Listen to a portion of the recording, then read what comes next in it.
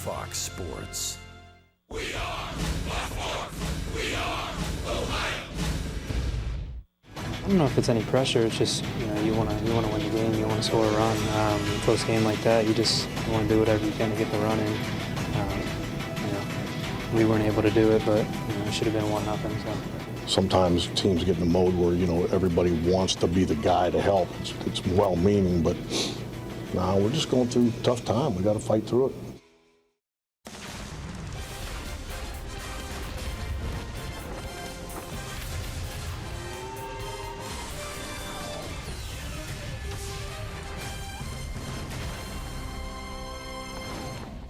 Today, the Indians' post-All-Star break West Coast swing comes to an end. It's the series finale here in San Francisco from AT&T Park. It's the Indians and the Giants in the rubber match.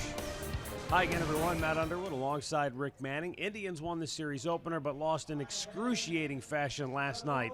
It's really a tale of two games. The mistakes the Giants made in Game 1, the Indians capitalized. Last night, the Tribe returned the favor. Yeah, anytime you give a team an opportunity to score that's struggling offensively, you're going to be in for a long night. And here you go into the 6th inning. There's one out, and Geyer just could not make that play. He knows he should have caught the ball, but it led to a run for the San Francisco Giants because Buster Posey with first base open. They threw him a 3-2 slider. He did hit a good pitch, but they scored.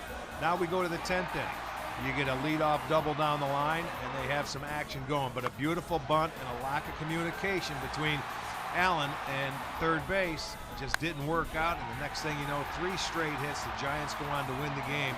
And now it's going to be today for the rubber match. It'll be between the Indians and the Giants to see who can win the first interdivision series. And the Indians' offense on this trip has been terrible. When you look at it, a 192 batting average, 5 for 41 with runners in scoring position.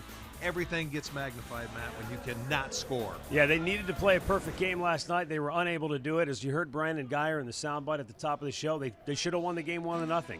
Tough to do, but when you don't execute, it makes it impossible. So we'll see if the Indians can get out of town with a win here today. We'll be back with more coverage from AT&T Park in San Francisco. We'll hear from Andre Knott when we come back. Cleveland Indians baseball is brought to you by W.B. Mason, the official office supplier of the Cleveland Indians. By McDonald's, I'm loving it. By your local Toyota dealers. Visit buyatoyota.com. Toyota, let's go places. And by Nature Stone, the only concrete solution.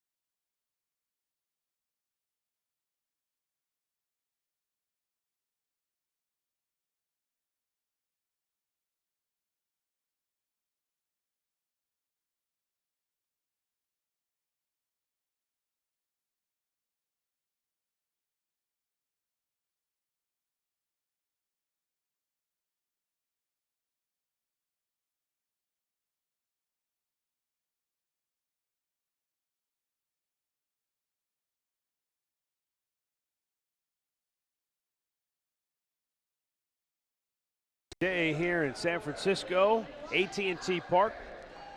As we get ready for the series finale, Tribe trying to get a win and go home, making it 2 out of 3 against the Giants. Right now, we want to catch up with Andre Knott, who has the very latest on the Tribe and their current struggles right now.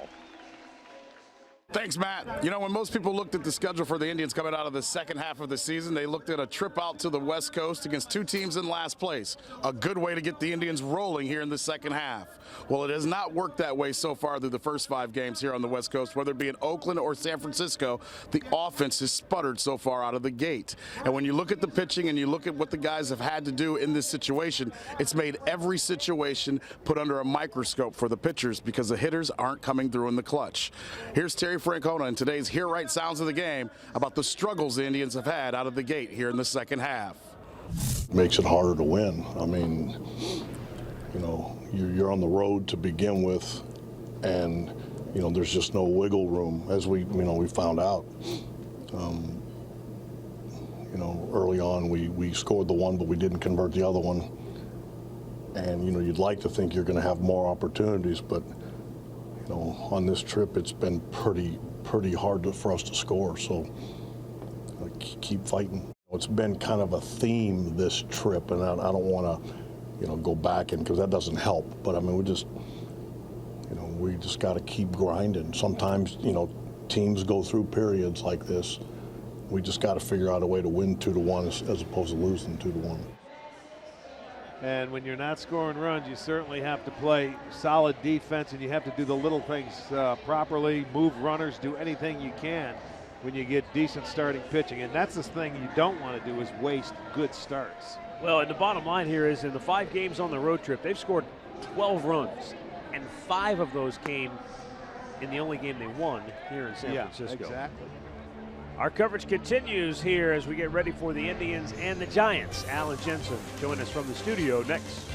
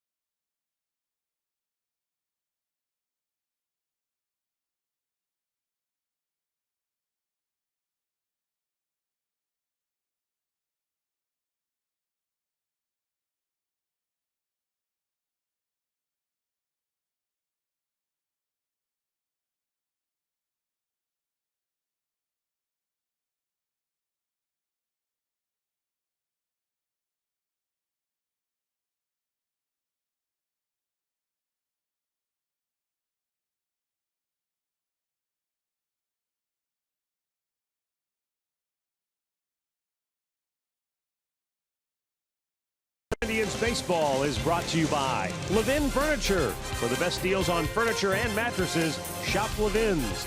And by Cleveland Clinic, Express Care online. Download it now for free.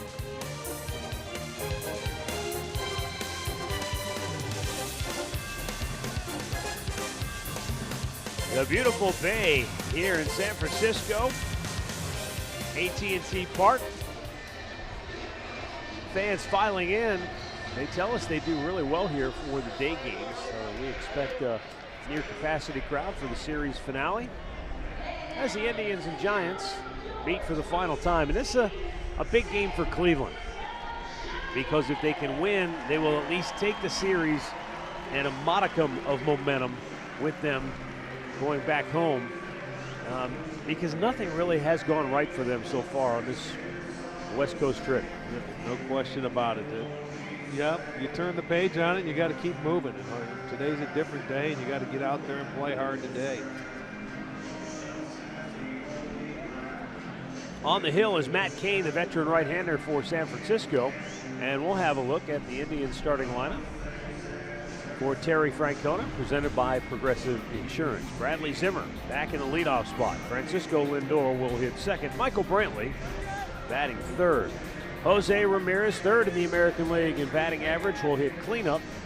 Carlos Santana bats fifth. Edwin Encarnacion will get the day off. He'll be available to pinch hit. Abraham Almonte in right field hits sixth. Then it's Roberto Perez, Eric Gonzalez, and the pitcher Carlos Carrasco hitting ninth. And Matt Cain is making the start this afternoon. He's our Northern Ohio Hyundai starting pitcher. He's starting in place of Johnny Cueto, who was put on the disabled list. He had blisters, and Cain is having a rough year. He's 3-8 with a .556, and he has lost. He's 1-8 in his last 12 starts since May 5th. He started the year out 2-0, and then has really hit a brick wall, and has not faced the Indians since 2011. In his career, he's 1-1 with an ERA of 3. And in his career, he owns an interleague record of 9-15. So the Indians are going to try to make that 9-16 today. He was pitching into the bullpen, but just briefly. So let's take a look at the defense, brought to you by WB Mason behind Matt Cain today. It looks like this. It's different. Tomlinson is in left field. Span is in center. Hernandez over in right. Gillespie gets the start at third. Crawford is back at short. Gomez at second. Belt is at first. Hundley is behind the plate. Pat Hoberg has the plate this afternoon. Jerry Davis, the crew chief, is at first base. There's Tony Randazzo. He'll be at second. Rob Drake is down at third. And we are ready to go as Bradley Zimmer strides toward home plate. Had to feel good for him, even though it was a loss, to get a couple of hits last night. He scored 2 runs in the series. This is home for Bradley Zimmer. Played collegiately not far from this ballpark, the San Francisco Dons. And away we go as Matt Cain winds it up and delivers. And it's strike one. 68 degrees, our game time temperature.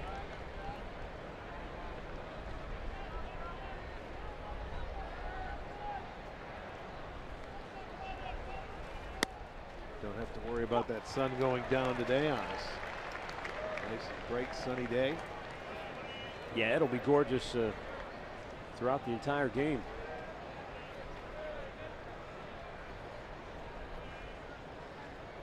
The 0-2 is swung on and missed. Cain strikes out Zimmer to start the ball game.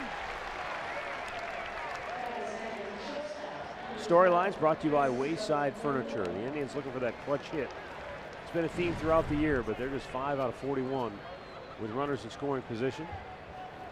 And when you're not scoring and you're playing low scoring games, everything has to be tightened up, in particular the defense. Francisco Lindor, 3 for 8 in the series, couple of runs batted in the series opening win for Cleveland. And Matt Cain throwing nothing but strikes here at the outset.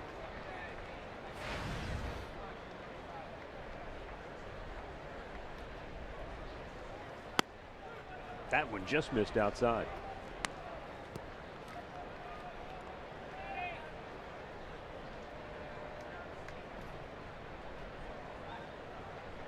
Now 1-1, and a little curveball catches the outside edge.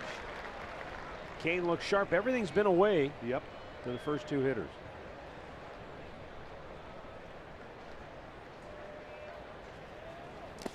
And he struck him out with a curveball in the dirt.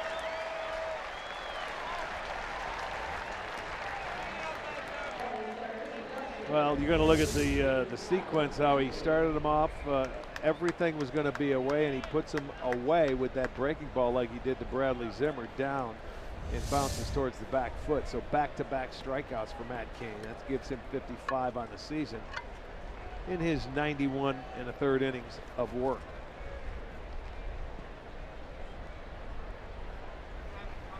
Michael Brantley looks at a fastball, belt high, inside part of the dish.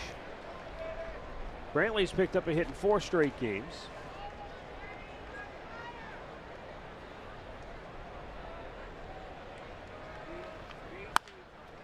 And he rolls one to second base. Miguel Gomez throws him out. The Indians go 1-2-3.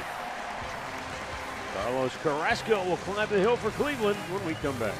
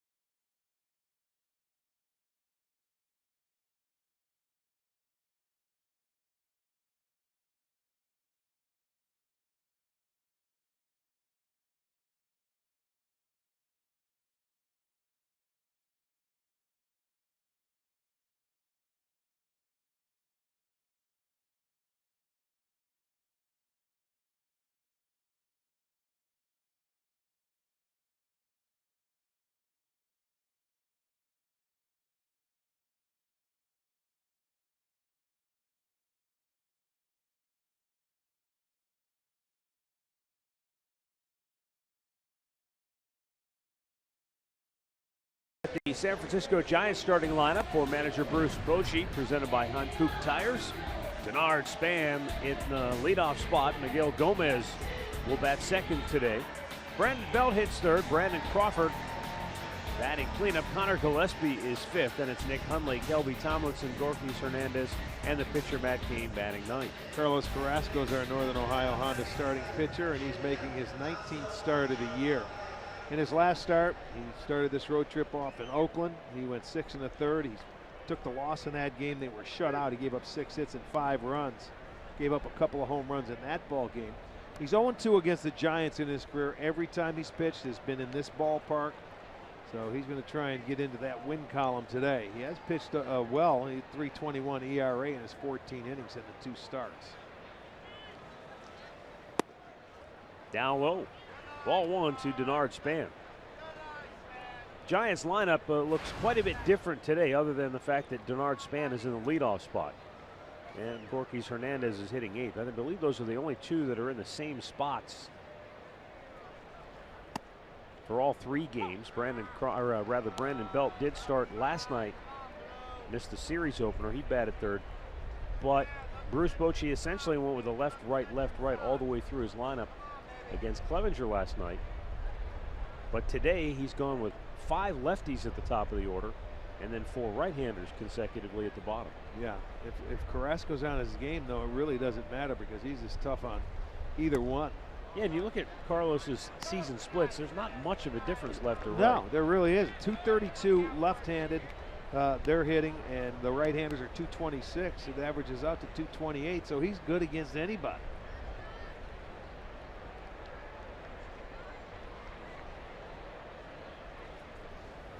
Swinging a foul back. It may have more to do just with Bruce Bochy's lineup. You know, Miguel Gomez, who's batting second, just made his major league debut this year. Connor Gillespie's making his 10th start, and Kelby Tomlinson is making his 12th start. Yeah. So, and you get Posey, who gets the day off, or the day game after the night game off. Hundley behind the plate. It's totally a different lineup. And they were having a tough time scoring with their A lineup.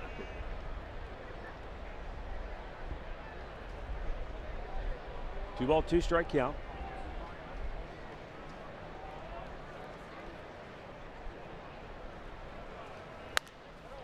And a ground ball foul.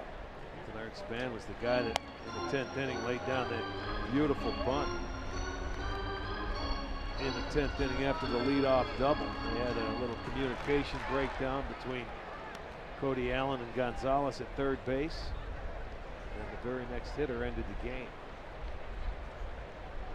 Yeah, Eduardo Nunez had never before had a walk-off hit. Hard to believe, isn't it? Well, you knew what he was doing. He was just looking to shoot it the other way.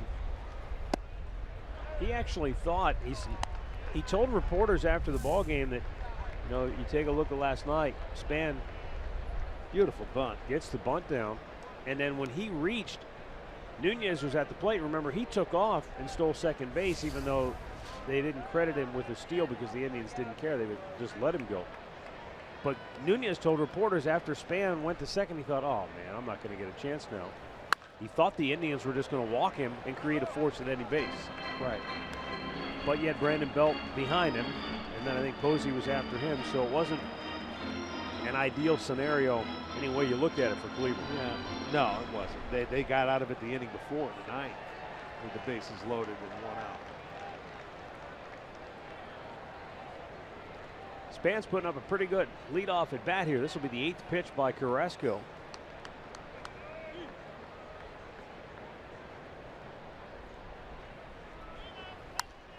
And another foul ball.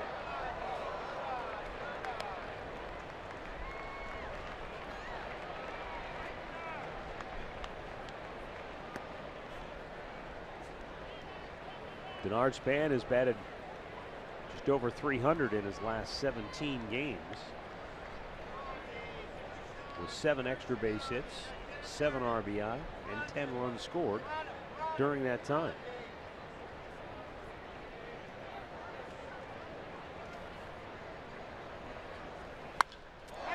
That's clobbered deep to right. Almonte will play it off the wall.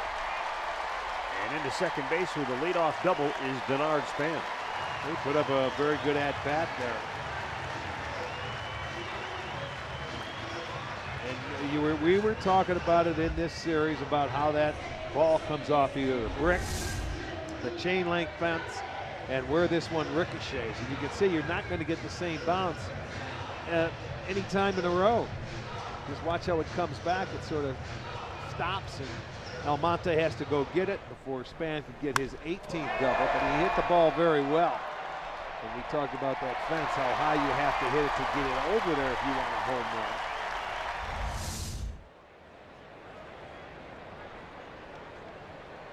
run. .24 feet to clear the Levi's landing. Outside ball 1 to Miguel Gomez.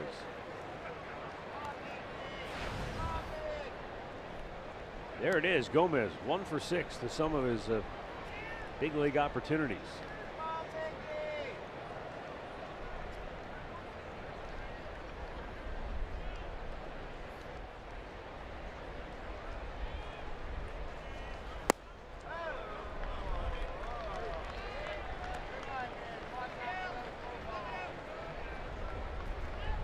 Before this year, Gomez had never played above A ball. And when he was promoted from Double-A, made his major league debut as a pinch hitter. And that's how we've seen him so far in this series. Twice as a pinch hitter, he's 0 for 2.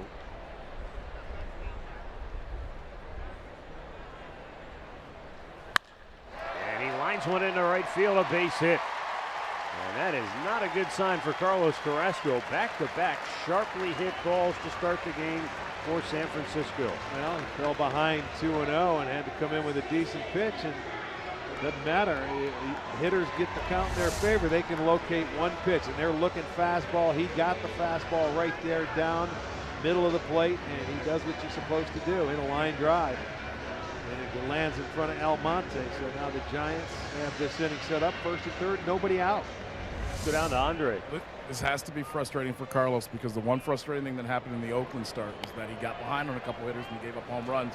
He said it was because he couldn't find his slider early and he had to come in with the fastball. Looks like he's going through the same issue here early in this game as well.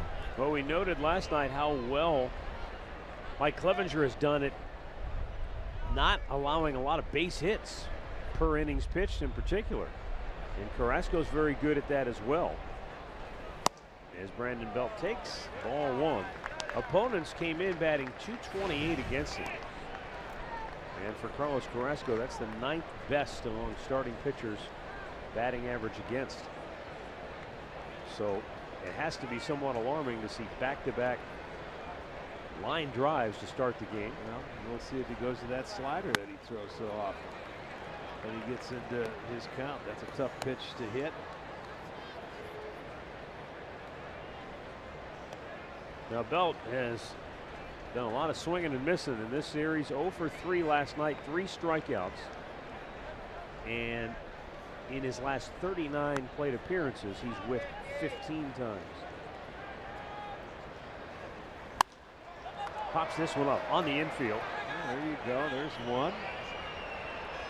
And a catch is made by Lindor, one away.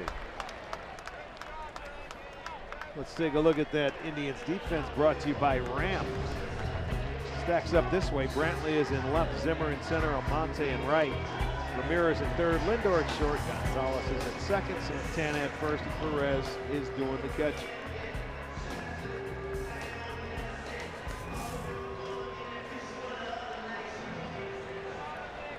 There's Abraham Almonte in right field, which is, of the 3 spots defensively in the outfield here in San Francisco, that's the hardest one to play in this ballpark, because you've just got so much to contend with out there. You've got the huge alley just to your right, and then behind you, anything off that wall could be an adventure. And the left-handed hitting Brandon Crawford takes strike one. Another thing to remember, we told you, as Andre said, that warning track is a little loose. So you got to be careful with your footing out there once you get to the wall.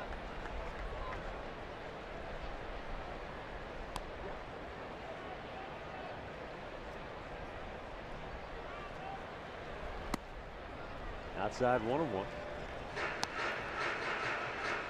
Crawford is 11 for his last 27 with runners in scoring position. Yeah, he leads his team in RBIs with 47.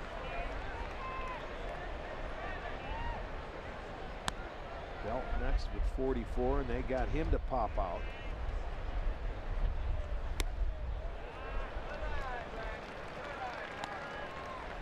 Balls in the strike. Wow, give Crawford some traffic and he's a different animal. Well, that's some guys do that, boy. Look at that. Looks like he's just an easy out with nobody on, but you get guys on and that concentration level goes up.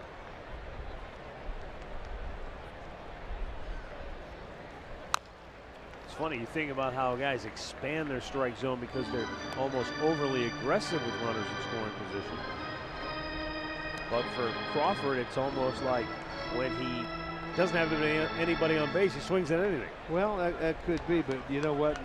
When you get guys on base, you don't miss your pitch if you get one. You put it in play and you get the job done.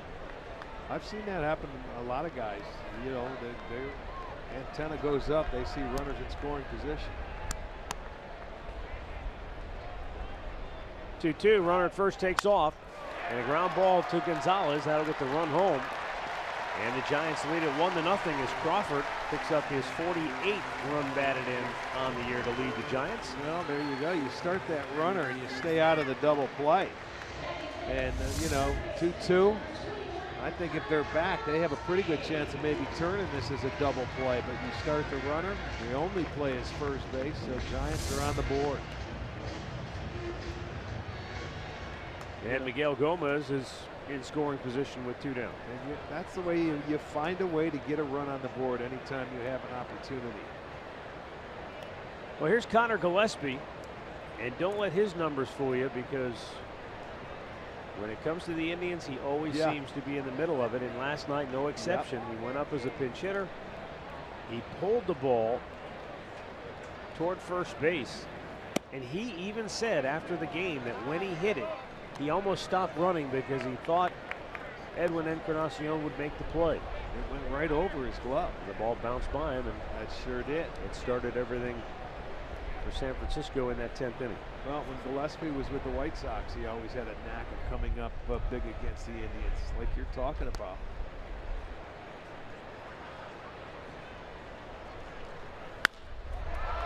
There's a ball in the center field, but Bradley Zimmer will run that down, and the inning is over. But San Francisco strikes first. A run on 2 hits, 1 left. 1-0 San Fran after an inning.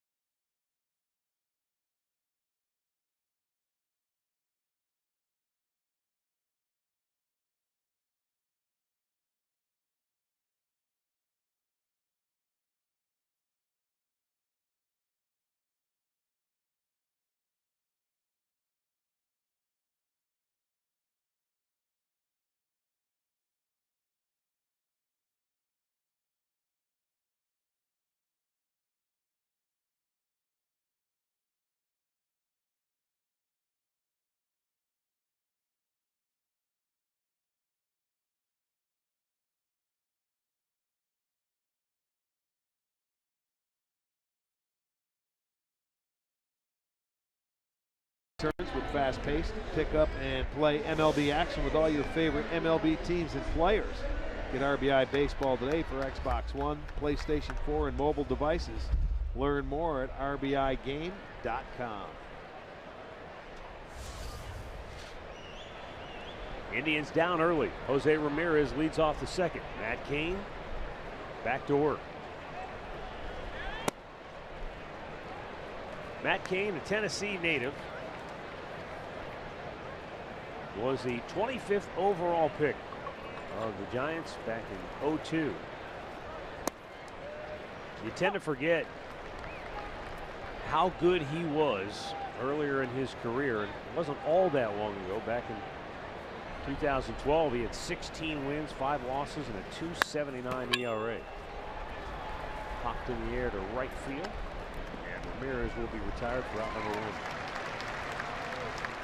This year's been a different story for Matt Cain. In the driver's seat, courtesy of Kia. When he's pitched at home, 9 games, 8 starts, he's been pretty good. But on the road, a complete disaster. That's striking to see that big of a difference. Well, look at the batting average. 80-point difference. The ERA is almost 6 runs. 5.5 runs. That's incredible. I know this is a good ballpark to pitch in. I didn't realize it was that good.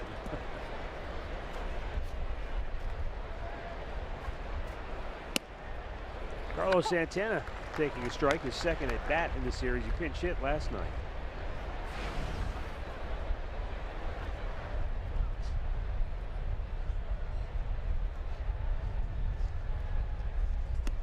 Missed outside.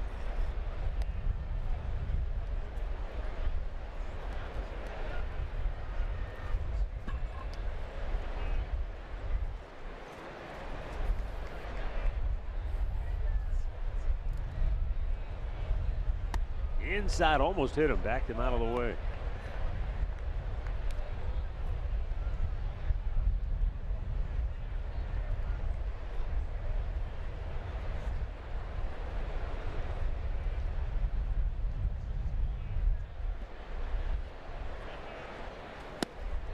Swung on and missed.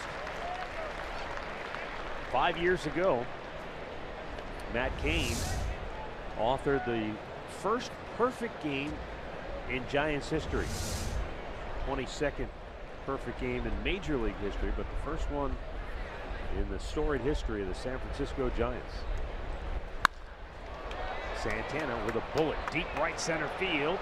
Off the wall, hit the brick. And into second base with a double is Carlos Santana. Well, he tried that cutter before and it worked. He got him to swing and miss, but Santana didn't miss that fastball right there. And played nicely by Hernandez off that brick wall. He really went off and started running, and you know it's going to ricochet towards center field. If he doesn't field it cleanly, I'm thinking triple right here.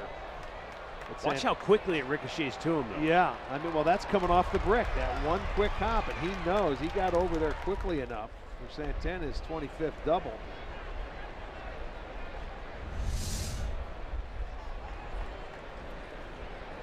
And now Abraham Almonte with that tying run into scoring position.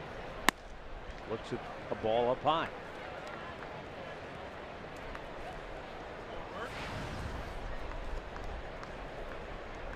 In Matt Cain's perfect game, it came against the Houston Astros. And it was a 10-0 game. He struck out 14 and threw 125 pitches in that perfect ball game.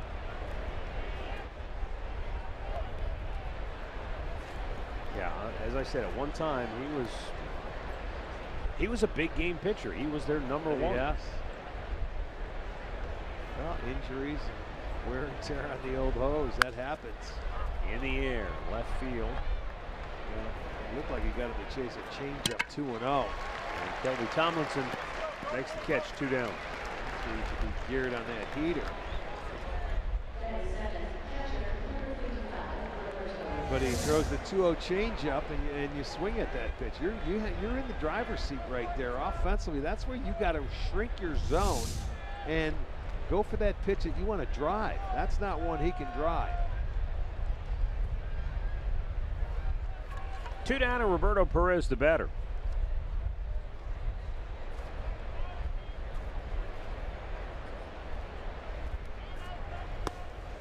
In the Giants' run, in which they won 3 world championships between 2000, when they won them in 10, 12, and 14, Cain was a big part of the first 2.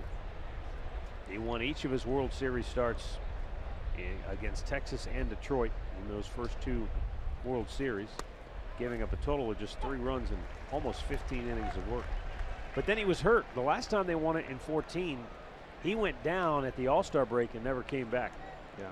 And as those numbers just showed that we had on the screen a moment ago, he's never really come back. He's been on the DL 8 times in his career. And as you say, Arch, the innings, they pile up, catches up to you at some point. Perez retired, and the Indians waste a 1-out double here in the second. It's 1-0 San Francisco.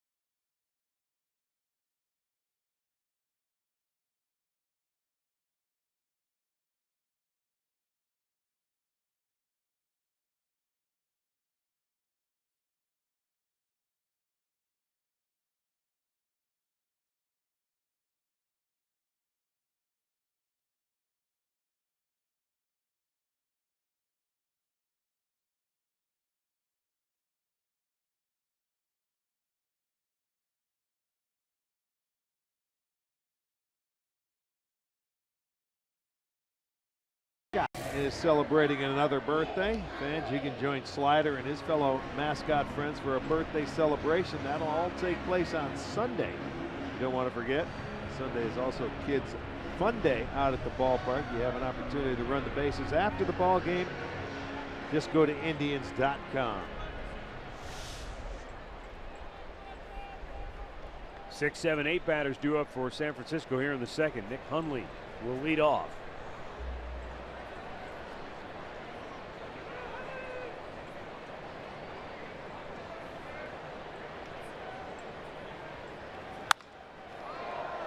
And there's a fly ball to right field where Almonte runs it down just shy of the warning track.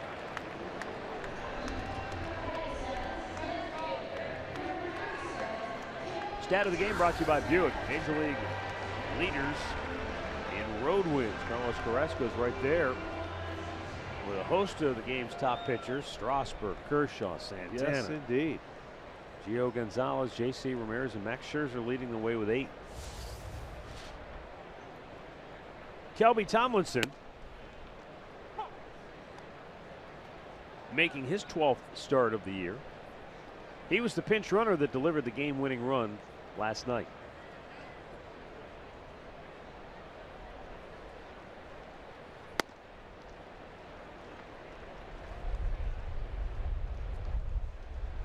Now you look at, we talk about Carrasco's 7 road wins. He also has 3 at home.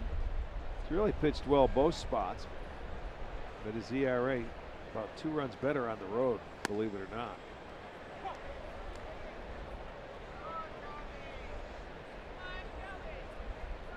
And you look at it in his career, for whatever reason, man, he's been 10 games over on the road. He loves it. And he's out looking. Kelby Tomlinson is the first strikeout victim of Carlos Carrasco. 2 down in the inning. Take a good look at this slider on our Nissan pitch tracker. Stayed right there, right on the outside edge. He didn't have to swing. Didn't matter. Usually you expect to see a lot of those when Carrasco's on the mound. He averages 10.1 strikeouts per 9 innings, and that's tied with his teammate Trevor Bauer for the 6th most in the American League. Corey Kluber is 2nd in the AL, averaging 12.1 strikeouts per 9 innings. Nice play at third by Jose Ramirez. Carrasco quickly disposes of the Giants here in the second. 1-0 San Fran.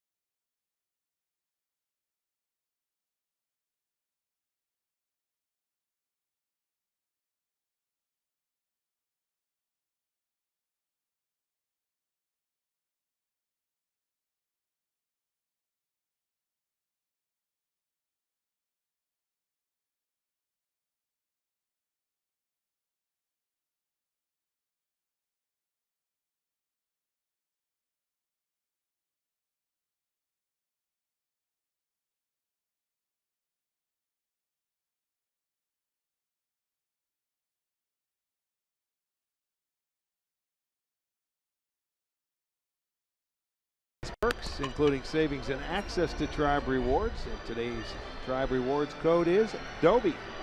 Visit Indians.com for complete details.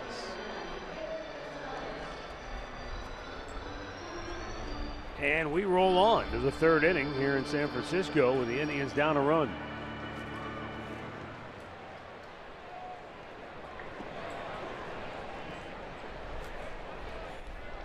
Eric Gonzalez getting the start here today.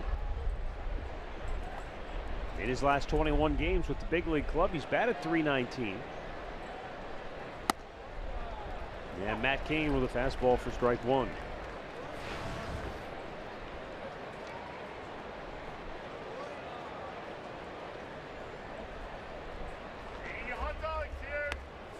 Swung on and missed. He's been able to get a few of those Indians hitters to chase that curveball early in the count. Look for that good four-seam fastball first pitch and get after it. Breaking ball, weakly hit to short. And Crawford guns it over. One down.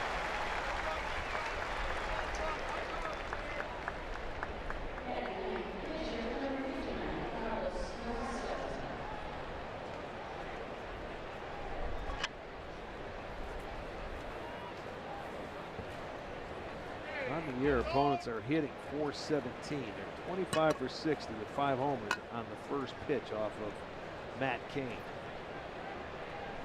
Pitcher Carlos Carrasco steps in.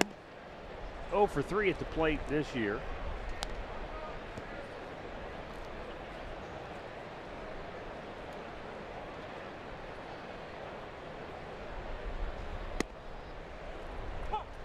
And a fastball in there. 1-1.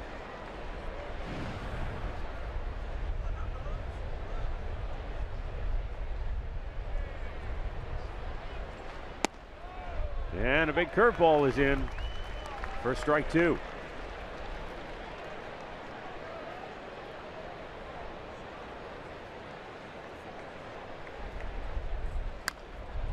Pulls it foul. You think back to that 2012 season for Matt Cain. I mean, that truly was the pinnacle of his career. He pitches a perfect game, which had never been done in the 130-year history of the Giants. Wins the World Championship and signs a monster contract extension all in the same year. Heck of a year, huh? That's a contract that is still paying him $20 million a year, but this is the final year of that contract. There is a vesting option for next season that only kicks in if he pitches 200 innings. Well, that's probably not going to happen because they're going to put him back in the bullpen eventually. Exactly, when Cueto comes back. Nice job by Carrasco to get a piece of that. However, he won't walk away empty-handed, Arch.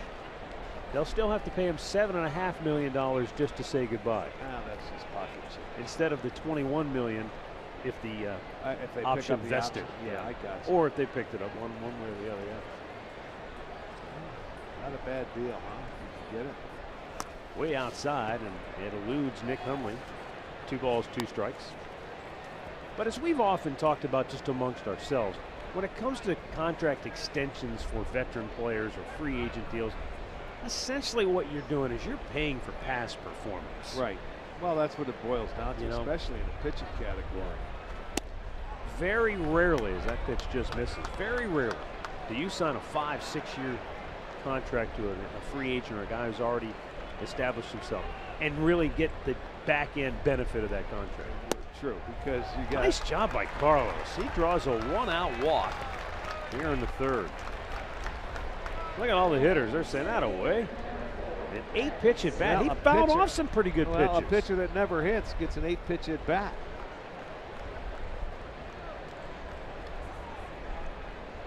It's like, hey, what's going on here? Now here's Bradley Zimmer now, struck out his first time up.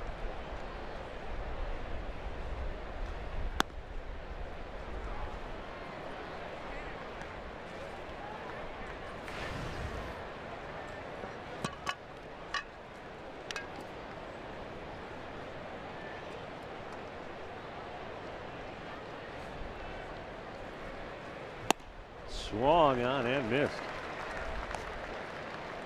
Came a change up right there. You'll see where Zimmer is out in front. He's used that pitch. He's used a lot of the curveballs. He has a little cutter, and he'll throw that. He always was a high fastball pitcher. He will throw that 4-seamer. There's a cutter.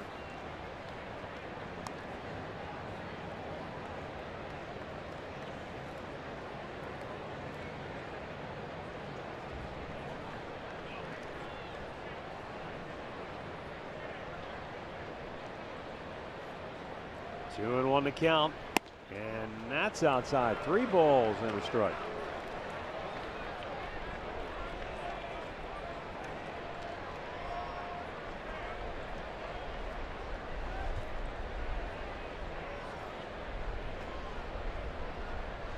A big pitch here. 3rd inning, 1 on, 1 out, 3-1 on the way. Oh, and Zimmer had a rip but fouled it back. And Nick Hundley took the brunt of that off the mask. Well, he gets it pitched to his liking, and man, there it is. He just fouled it back. You know, Tito has been quick to say, look, we can't keep dwelling on we didn't do this, we didn't do that yesterday or the day before.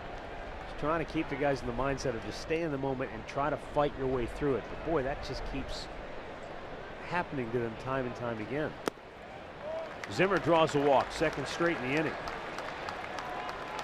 And as Zimmer trots down to first, we'll trot down to Andre. Well, just think about this. As you guys are talking about Matt Cain and the career that he's had here in San Francisco, Bradley Zimmer was going to college right around the block, coming over to this ballpark, coming to playoff games. He told me, he goes, this is a dream come true. He goes, it's going to be a little weird. He goes, I watched Matt Cain win World Series. I thought this guy was, you know, like a superhero. Now I got to go up and face him. But it's been a fun week for Zim, despite how the team has played, because, you know, he said when he was going to San Francisco, he never knew if he was going to get the chance to play in this park. He played a couple times in college here. He said this has been the dream come true to play in the park that was just around the corner during his college days. That's the greatest thing in the world when you're a rookie and you have an opportunity to play against guys you've seen on TV and have success. That's when you realize that, hey, I do belong up here. And Zimmer has now reached base, by the way, guys, in 33 of the 41 games he's played. So he's starting to really solidify himself, I think, in that leadoff spot. Right now, Cain is losing it. Yeah, he was breezing right along, Arch. He had Carrasco down in the count, 2 strikes. He ends up getting a walk, an 8-pitch at bat, and then he walks Zimmer, and now he's behind Lindor.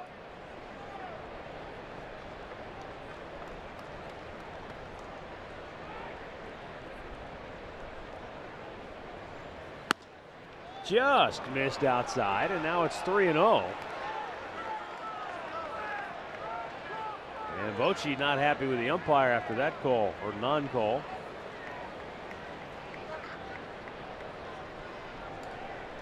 But when the hitter's got the count in his favor, he's going to make him come to him. Absolutely.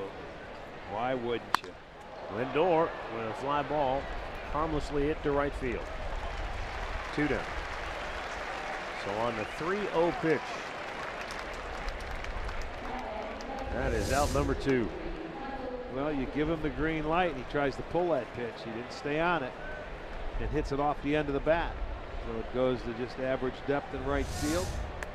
For the Giants, I mean, usually they're stingy at home when it comes to the starting pitchers. They've issued only now 165 walks this year, which is the 3rd fewest in the National League. But the Indians trying to take advantage of it. Michael Brantley bats with 2 on and 2 out.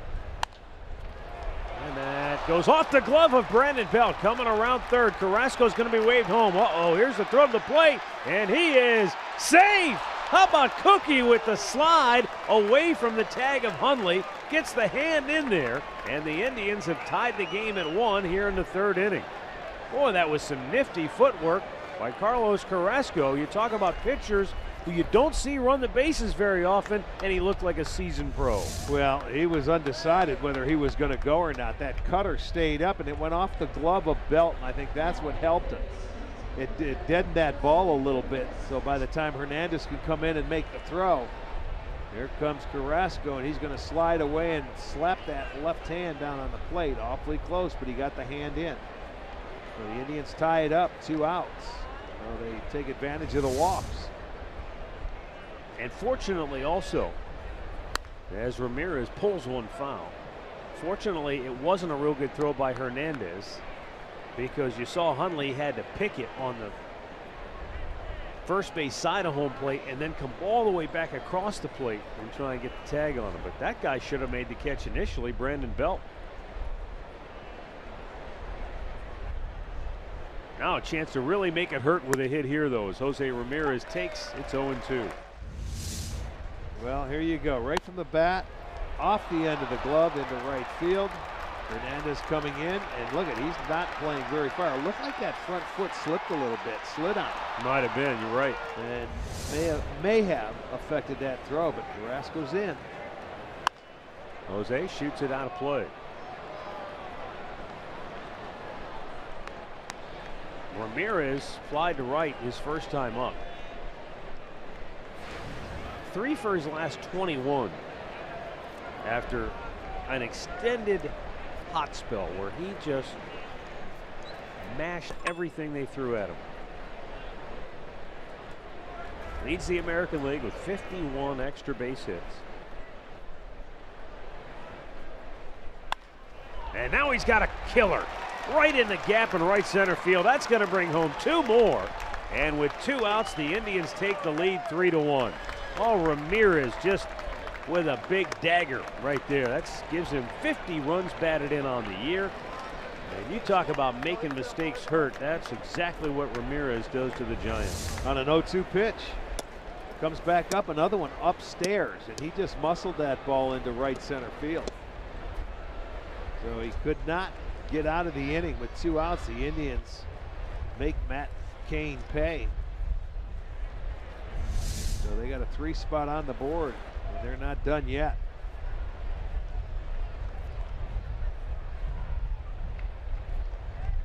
Jose Ramirez now tied with Edwin Encarnacion for second on the team with 50 runs batted in, 1 behind the injured Lonnie Chisenhall, who leads the club. But these are the kind of hits that this team has been starving for. We mentioned it earlier in the telecast on our storylines. 5 for 41 with runners in scoring position on the road trip. But now they get back-to-back 2-out hits with runners in scoring position. Carlos Santana, who doubled in the second inning, takes the pitch inside for ball 1.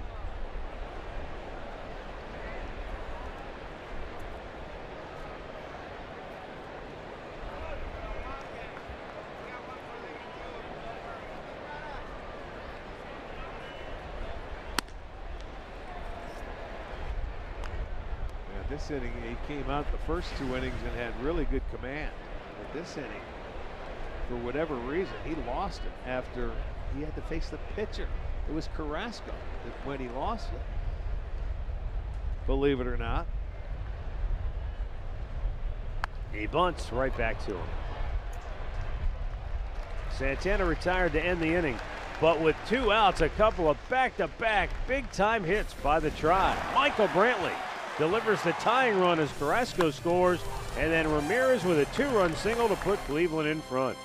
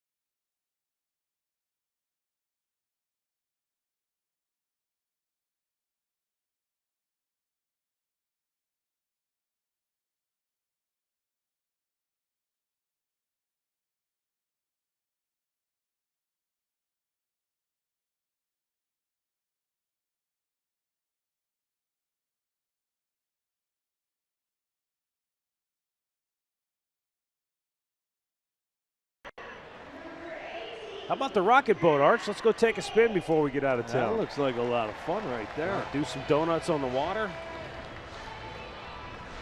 All right, time now to remind you, if you're enjoying a cold one, stay tuned later in the game for Miller Time, brought to you by Miller Lite. Well, nice to see the Indians offense break out. Three runs in the third inning, taking the lead. And now Carlos Carrasco goes out to face his counterpart, Matt Cain, who walked Carrasco after he had him down 0-2. This is one thing that I always kind of chuckled at. When you would hear people say, oh, I wonder how the pitcher's going to respond after he had to go out there and run the bases. We're not talking about 50-year-old men. Yeah. Now, these are guys that are young guys. That shouldn't sap that much energy out of them just to go out and run the bases. Well, when you're Carrasco, I mean, I was surprised he came in and made a nice slide. When's the last time you think he's had to hit the dirt and slide into a base or a bag? You know, Great question. That's just reaction. I'm sure he hasn't in years. But I mean, it's part of playing the game of baseball. There's a line drive into right field, a base hit, and Matt Cain trying to help his own cause.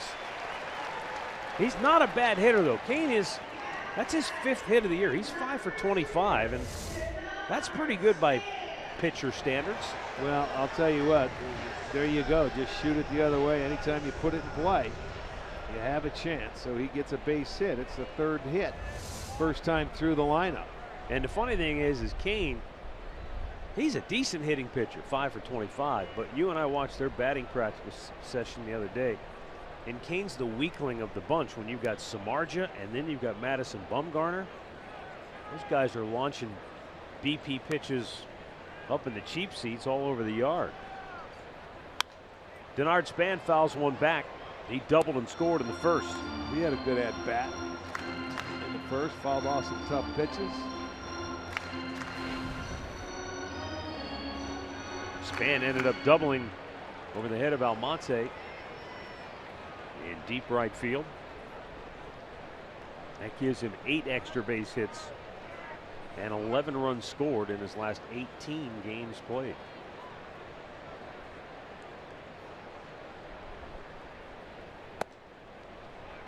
Up and away, 1 ball, 1 strike.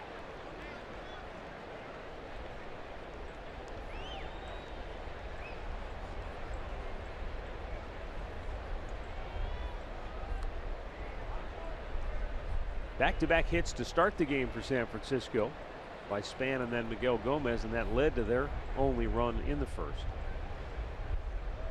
Carrasco had retired 6 in a row before the leadoff single by Cain. One thing we've seen pretty consistently all year long from this Indians starting staff is that they make you hit your way on. You talk about Carlos Carrasco averaging 2.4 walks per 9 innings. That's 9th best in the American League. Josh Tomlin's #1. Corey Kluber's 6th. So you got 3 of your starting pitchers in the top 10. Yeah, well, that's what you have to do. You don't want to give up any free passes. Swung on and missed, and Cookie gets his 2nd strikeout of the afternoon. 1 down in the 3rd. Nice little slider here. Swings over the top of it. But that's one thing that Carrasco does so well. Keeps the ball down in the strike zone.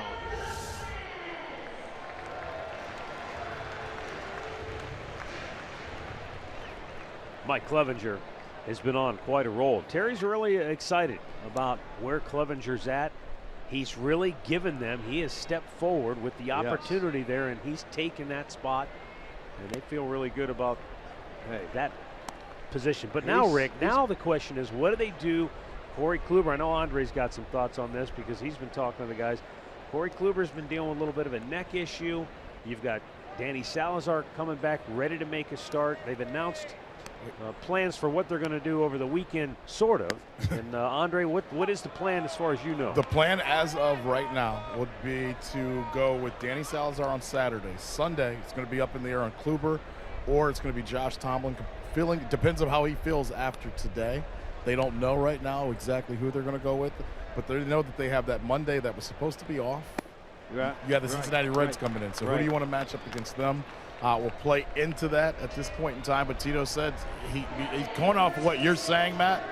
He said they don't know where they would be without Mike Clevenger, and he's not going anywhere at this point in time. So Bauer's going to go Friday. Bauer's going to go Friday, yes. And then Danny Salazar Saturday, and then we'll wait and see. But look, right now, essentially 6-man rotation, but they're not going to stay with that for long, right? No, but I do think, and you guys have talked about the schedule that's coming up the rest of this month and then the beginning of August. They want their best guys against the best teams, so they're going. It's going to be a battle. They're not going to go 6 for a month. So maybe one time through, and then the best 5 are going to take over. Well, I know Clevenger's not going anywhere. He's been outstanding. He's earned the spot. He earned it. You're darn right he has. He's throwing the ball as well as anybody. Well, the amazing thing with him is he's figured it out with his off-speed pitches. You remember last year it was all fastballs, right? Throwing at them 95, 96. His off-speed has been tremendous so far this year. And I love his fastballs when they're down, and he can locate them down at the knees. Yeah, he's had a nice mix going, and he's just starting to get a feel, and I think he's we're going to watch him start taking off because he's getting confidence now. Well, and the one thing I want to put out there, Tito talked to me about this morning. He doesn't want to get down on Bauer just yet because of that one start in Oakland. He felt that Bauer was in a good place before that start against Oakland. He says, we're going to take it as an all-star break mishap. He didn't feel real well. Let's get him back out there and hope that he can get back to the guy he was. Well, I'll tell you what, Tito's got more patience than me. Thank God he does. I know it. Well, but you know what? That patience only goes so far. You have to produce. Trevor Bauer's been inconsistent all year long. I'm sorry. You just don't know what you're going to get. Carrasco's 2-1 on the way. And he throws it by Belt to even the count.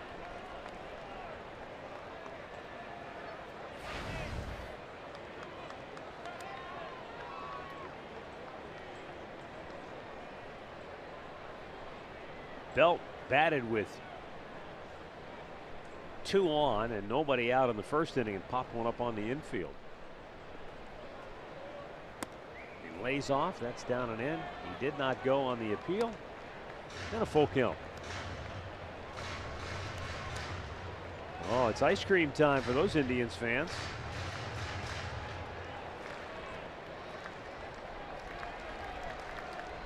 Last night, I mean, for the evening starts, the 7 o'clock games here, people are, I mean, long sleeves, hoodies, blankets.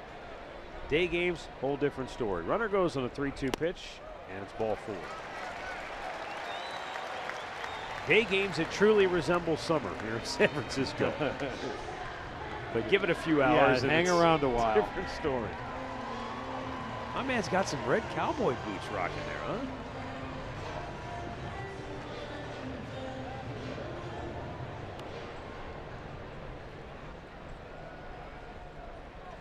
Brandon Crawford, a ground out RBI in the first. That got the Giants' only run home. Team leading 48th RBI for Crawford.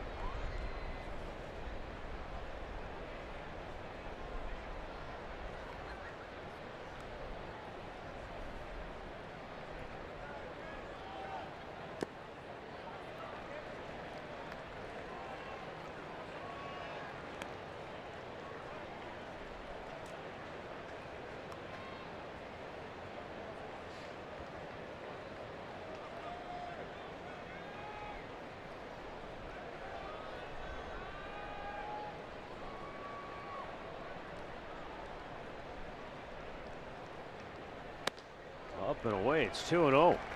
And now he's put himself in a tough spot because Crawford has the count tilted in his favor, and he's been very good of late with those runners in scoring position for San Fran. Yeah, Carlos, that was his first walk to Brandon Belt to keep that inning going.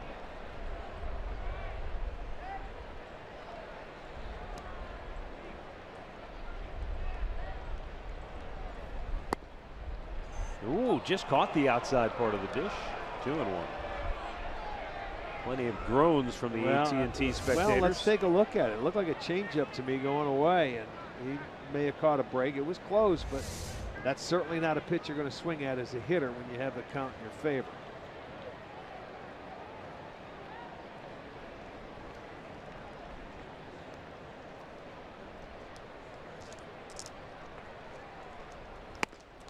Swung at that one, and now Carrasco's back in the bat, 2-2.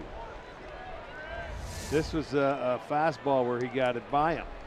But you know, you call that last one, you could see the movement on it. He splits his fingers and he gets that little two-seam action. Could be a changeup or a two-seam fastball.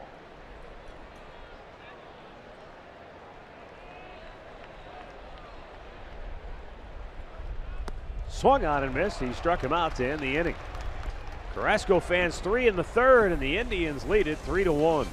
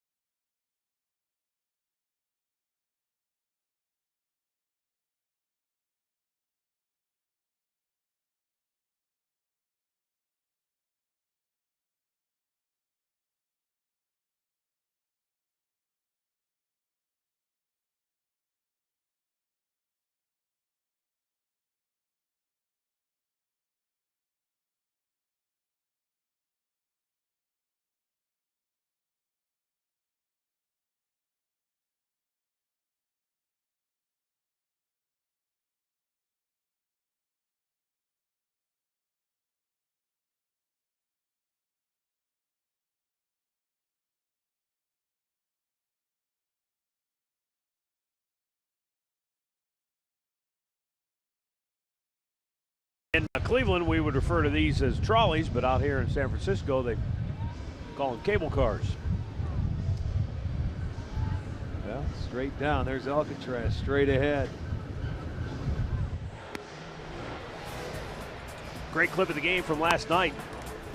Features the performance of Mike Clevenger, who went 6 innings, gave up 1 unearned run on 3 hits, struck out 7.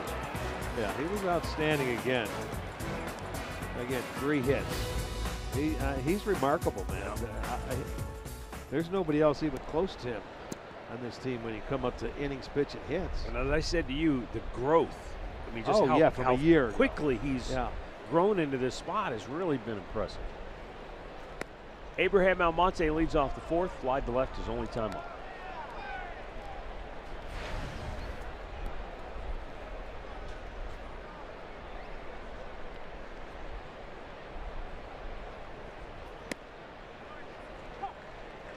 We mentioned before that San Francisco, you know, the way the Giants have played over the last decade, really, even longer than that, they're a team that they don't, this is unusual for them to be in last place, to be so far under 500, to have no hope this year. That it's put down, you know, their fans kind of wondering, what are they going to do? Well, it's just it's an off year for him. Eduardo Nunez has been rumored to be dangled by the Giants right now as trade bait to see what maybe they could get in return for him. They're usually the team that's going out looking to add, not. Yeah, but they have some big contracts as he hits with his curveball to get the strikeout. Almonte is caught looking. So that is his 3rd strikeout. Curveball, you see it coming back in and gets the call. He didn't like it, but he goes down. You know, their big money is spent on the pitching staff between Cueto, Samardzija, this guy, Bumgarner, and Melanson. And Melanson's on the DL. So, you know, if who knows with Cueto? He has an opt-out clause. Down the right field line, this could be trouble. It's a fair ball indeed. And on his way to second base with a double is Roberto Perez. So the Indians have their 4th hit of the game and a runner in scoring position with 1 out. Second double in the ball game, and I'd love to see Perez do this a lot more. Shoot that ball down the right field. Use that part of the field. Well, to your point, I think he's been trying to do that a little more of late. Last 10 games now, that gives him 8 hits in 28 at bats. That's certainly something to at least build on. You get yourself in the kind of hole he was in to start the year, it's tough to dig your way out of it, especially when you're not playing every day. Well, when you're not playing every day, that's when you have to work twice as hard to maintain, you know, what you're going to do when you play. He just catches Bauer, and then, you know, depending on a day game after a night game, he'll get another start.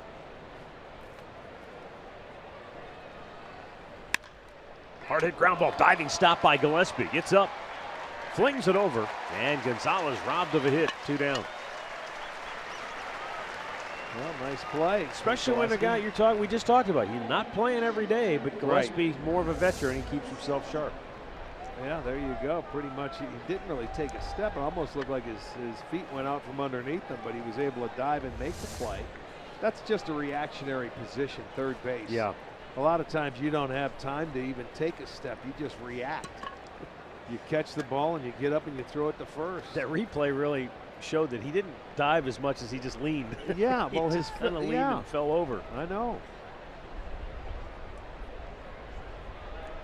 Now Carlos Carrasco, once again, a chance to help himself out here. Boy, what a job he did in the 3rd with 1 out, bases empty. He worked an 8-pitch at bat and drew a walk. And that started a 3-run inning. That's where Kane's got to be shaking his head saying, how can I lose the pitcher when you have him down? And that's what really started it. Especially. But it happens. But especially, and I know pitchers maybe have this little ego trip where, like, I can't give up a hit to the other pitcher. But he's trying to get him to chase breaking balls in the other batter's box. It's like, come on, just challenge him. You would think don't swing the bat very often. I know. Well, that's how you would think you would go ahead and pitch to him. Especially with no one on. He could swing all day long. Probably not put it in play. 1-2 the count. Carrasco, that was his 4th at bat last time up, only the 2nd time. He was in Cincinnati and had a start earlier this year back in May the 23rd. Makes quick work of him this time. Gets his 4th strikeout. And we'll go to the bottom of the 4th with the Indians in front 3-1.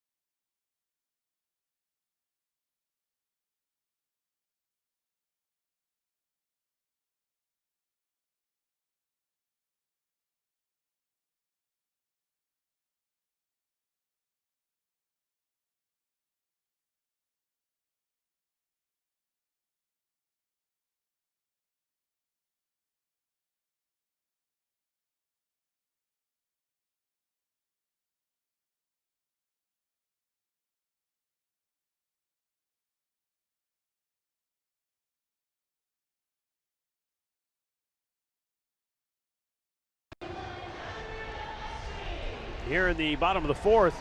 Carlos Carrasco will go to work against the 5, 6, and 7 hitters, Connor Gillespie, Nick Hundley, and Kelby Tomlinson.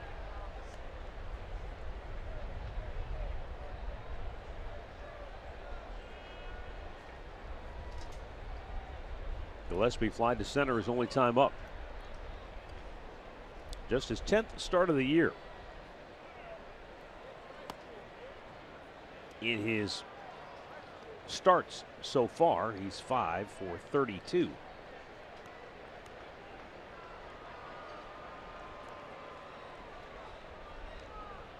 Here's a guy that hit over 400 for him in the playoffs last year.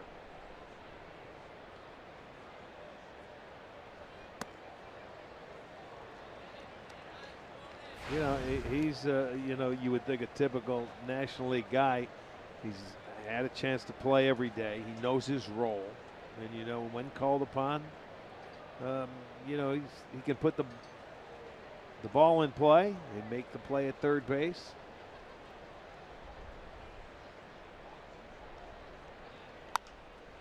Popped up out of play. It's just so weird that and I was talking about Matt Cain earlier, who threw that perfect game in 12. And if you remember, that was the same year there were 3 thrown in the same year. Felix Hernandez threw one, and Philip Umber of the White Sox threw the other one. Okay. That was up in Seattle, I believe. So you could say 2012 was maybe the year of the pitcher, and pitchers were kind of maybe had this edge. Well, all of a sudden you fast forward to this year, and the home run ball is the story. Ball's flying out of the park. Strikeouts. People wondering, you know, is the ball juice? What's wrong with, you know, how is this happening? Strikeouts are up, and with the home run ball making such a huge return, it's still a little bit startling to look up and down at all these batting averages and the teams that we play, see how many guys are hitting 220s and below. Yeah.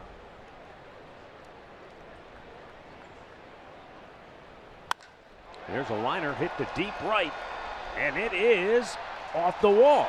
This one takes a little bit of a wild carom, but Almonte plays it well, runs it down, and Gillespie has a leadoff double. Well, there you go. You never get the same hop. That one hit the little corner there right under the Levi's sign, and it came back towards the infield. And I mean, this is a poke. That's a home run pretty much anywhere. But you can see how high it hits up, and then it ricochets and come back the other way against Almonte, although it was still only a double. That's his 4th double, and Gillespie, 2nd double in as many nights.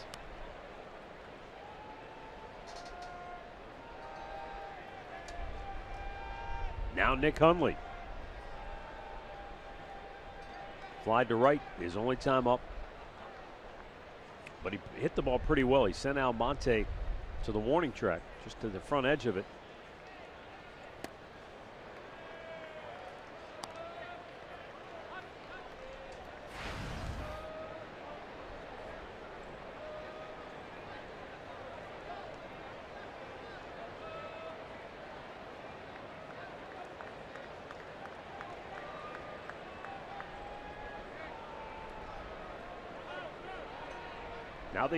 Now Carrasco steps away. The league batting average right now is 255. 10 years ago, it was 268. Well, they're not worried so much about average anymore. It's all swing hard, elevate, hit in the air, and see how many homers you can hit. But you see, when you get into this type of ball now, a fair ball behind the bag. Ramirez, long throw on the money. What a play by Ramirez. Gillespie alertly goes to 3rd on the throw over, but they get the 1st out of the inning. Well, and that was a good read by Gillespie, because you knew Ramirez was the only play he had. He didn't have time to look back the runner.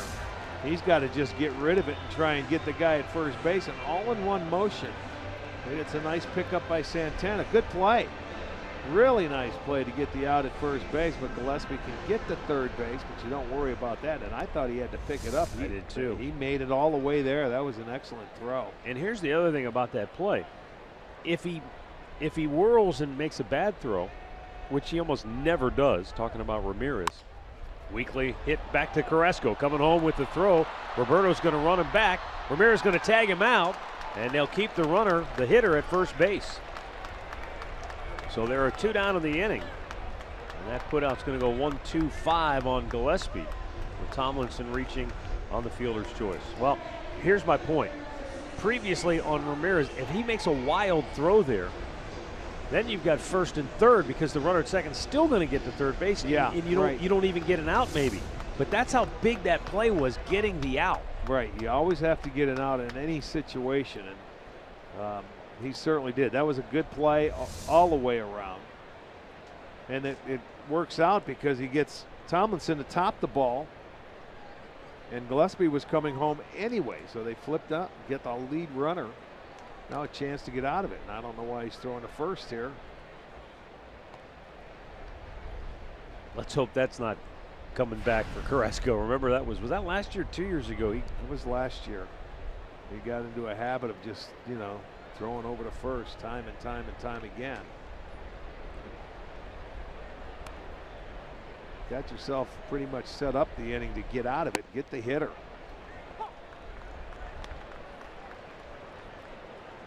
Gorky's Hernandez grounded out, his first and only time up.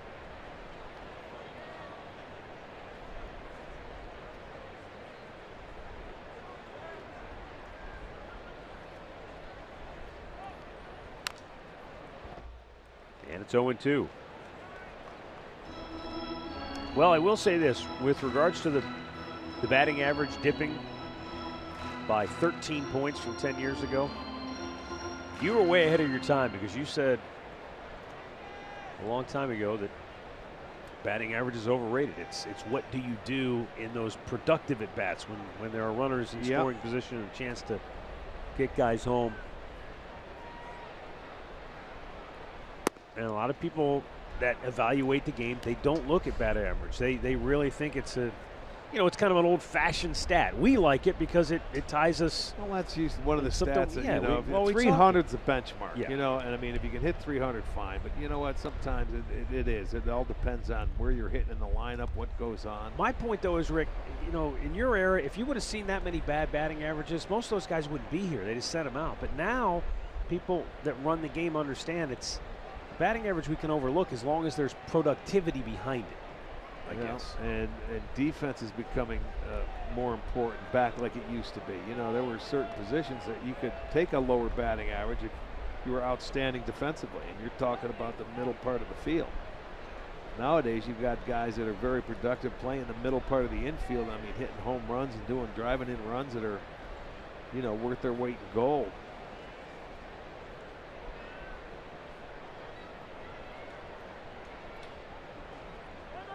Well, to your point, we're going to hopefully have Carlos Baerga on with us when we come home over the weekend. And you think back to Baerga's best years, he wasn't great defensively, but he was so good offensively that you could afford to have him at second. 200 hits in a year. Yeah. Switch hitter. Had a little power. Yes, he was a great offensive player.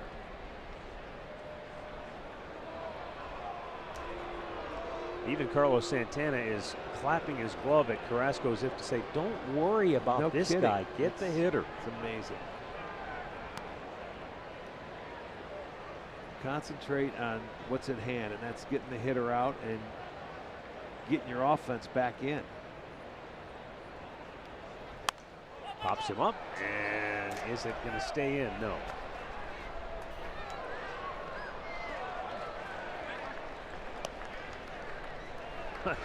I remember saying this last year. It's almost as if with Carrasco, it's one of those sort of habits that all of us at one time or another fall into that we don't even realize we're doing. You're tapping your hand on the table, or you're doing something that annoys people, and you don't even realize you're doing it until somebody points it out to you. Well, that's true too. But that's where your catcher's got to come into play and help you out. You got to keep him in a rhythm, in a tempo. Let's go. Look them. Sometimes they like to slow guys down because they want to try and get the third out before you get the second one and things like that. I can understand it. But you certainly want to keep them in a nice rhythm. Runner goes. And swinging a foul wall. It is time to wish a very happy birthday to Kelly McLean, Sports Yeah. Time Ohio. Kelly, happy Kelly. birthday to you.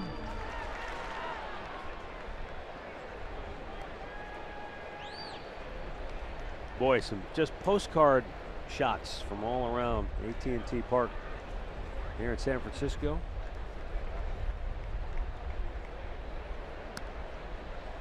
Gorgeous day here for the series finale. Again, the runner at first took off on the last pitch. He's going again on the 1-2. It's down low. Throw by Roberto, and the call is safe at second base. And Kelby Tomlinson has 5 steals on the year, and he has not been caught yet.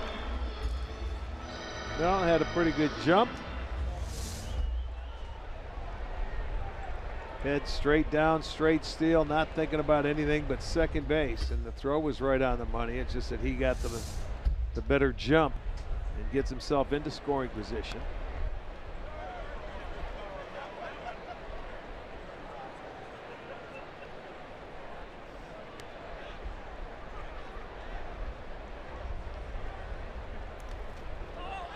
Roberto finds it, throws to third, and Ramirez didn't come up with the ball. And so Tomlinson alertly darting down to third, although with 2 outs, it's not really going to change the situation for the Indians. No. And you got the pitcher on deck anyway. Ramirez tried to get it and make the tag before he even he took his eye off of it. And he wouldn't have had him anyway.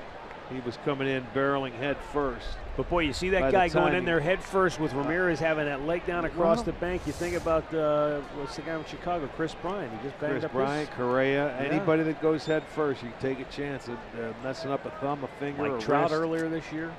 It can happen to anybody. 'Cause your finger's not going to hurt his knee. Out of play. Just be careful here now. 3-2. You don't give in. Go ahead and make your quality pitch. If not, you've got the pitcher on deck.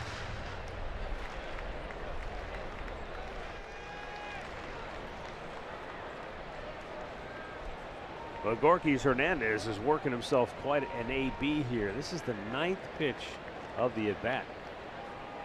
These are the kind of at-bats that keep a pitcher from getting deep into games.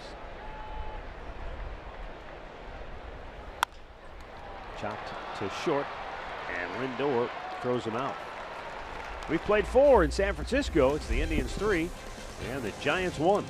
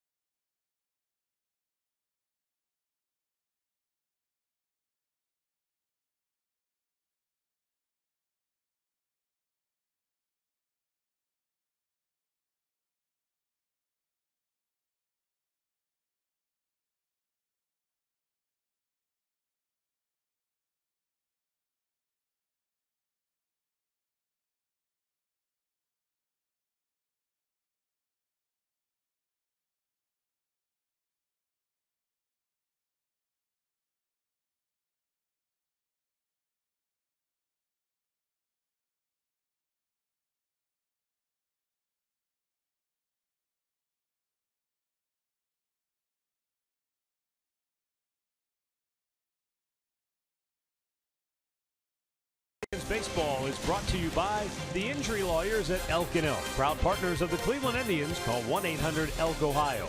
By the stylish 2017 Kia Optima, and by Smart Path Forward. Lakeland Community College is your Smart Path Forward. Get started today. 3-1. Indians lead the Giants. And we go to the 5th inning. Top of the order for Cleveland, Bradley Zimmer. He walked and scored a run in the 3rd. And as you heard Andre telling us earlier, it had to be really strange and somewhat as exhilarating as it was. Just weird for Bradley Zimmer to step in here at AT&T Park and look out and see Matt Cain on the mound, because it was just not that many years ago. He was a college student just down the street, coming here as a fan to watch the Giants and rooting for players like Matt Cain, and now he's in the box facing them. I guarantee you, when he gets in the box, he doesn't know who's in that uniform. He's looking for the baseball, trying to get a base hit.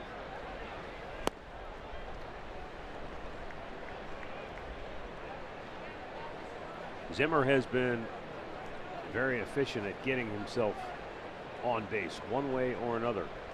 33 times in the 41 games played, he's found a way to get on base via hit, walk, hit by pitch, whatever the case may be.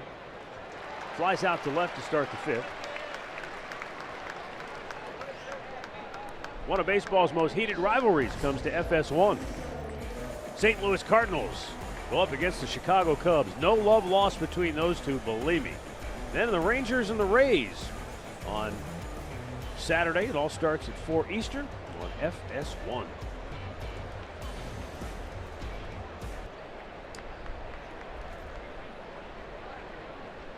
St. Louis a game under 500 going into action today.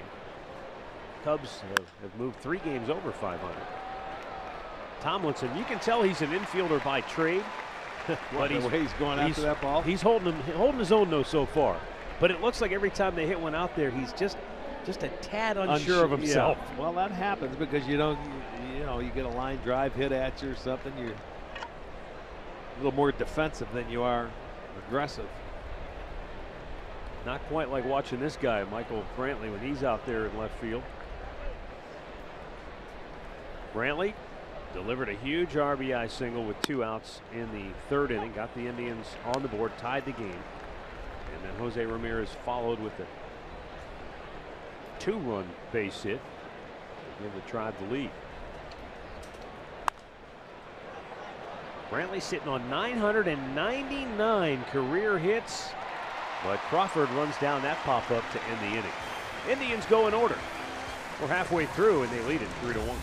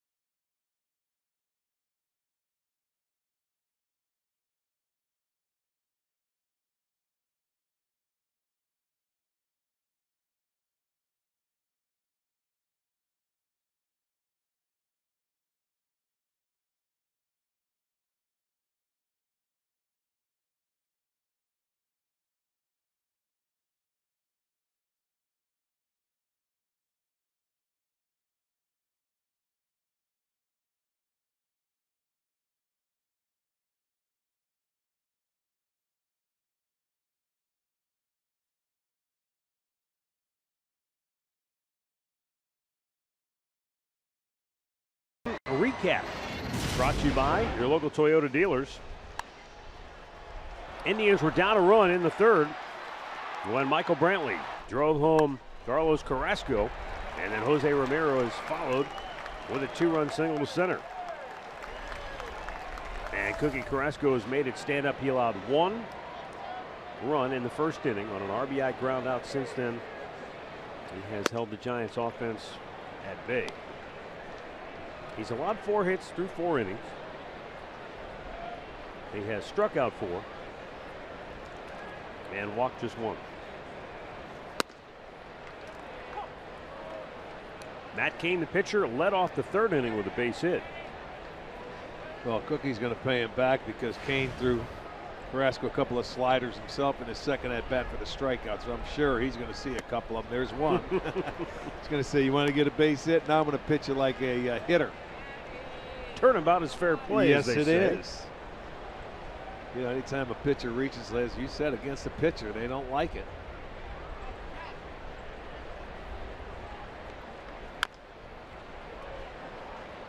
Fouled off the foot of Cain. Hey, by the way, just a reminder, I don't know if you already told the fans this, but the Indians' upcoming series against Toronto, tickets going quickly. Saturday's sold out. Yeah, Friday right. is nearly sold out. Right. So if you're thinking about coming down Sunday, jump on those tickets. Check for Friday, but they're going quickly. Yes, they are. Hurry up. 1-2 pitch. Swung on and missed. Carrasco with his 5th strikeout today. Well, when Carlos goes out there, he always has good off-speed pitches. The slider being one of them. He also has a good changeup, but the breaking ball's down. There's the changeup away. Left-handers. That's why he is about the same, Matt, when it comes lefties or righties, because it doesn't matter. He can run the sinker or that changeup into righties or away from lefties, the slider down and in. So that's why he's so effective to both. Very even when it comes to batting average, left and right. Top of the order, Denard Span.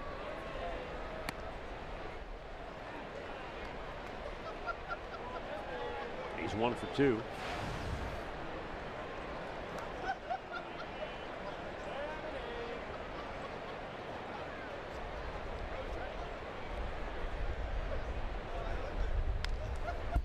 And a foul right back to the screen. Span with a double and a run scored in the first. That's been it for San Fran. He struck out in the 3rd inning. First time through the order, Giants collected 3 hits off Carrasco. Second time through, just 1 hit, and he struck out 5. Or I should say he struck out 4. Only struck out 1 the first time through.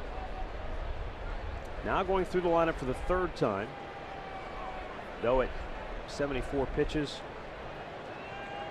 Remains to be seen if he can go all the way through that lineup one more time.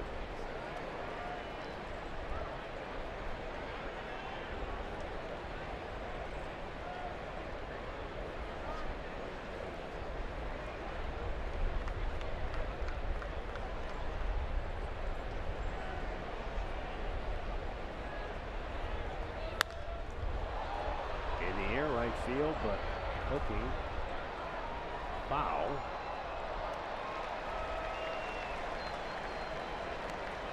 Nice play.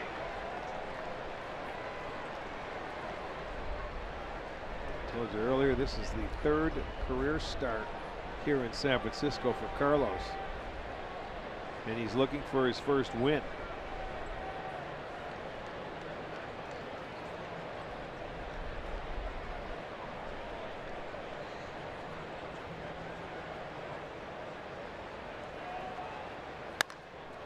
That's yanked again, deep right down the line. This one is a fair ball and gone. I think that one made it to McCovey's Cove, and the Giants strike back here in the 5th.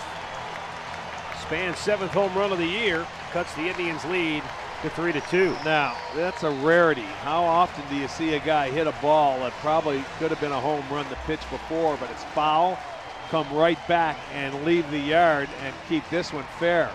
And this one is a breaking ball. That's why he was able to elevate it. You see, it's down and in. He loves that ball down and in, and he was able to pick it up enough and get it over the wall, and that's the 75th splash down. In, there they go. With a swim, that didn't take him long to get the ball.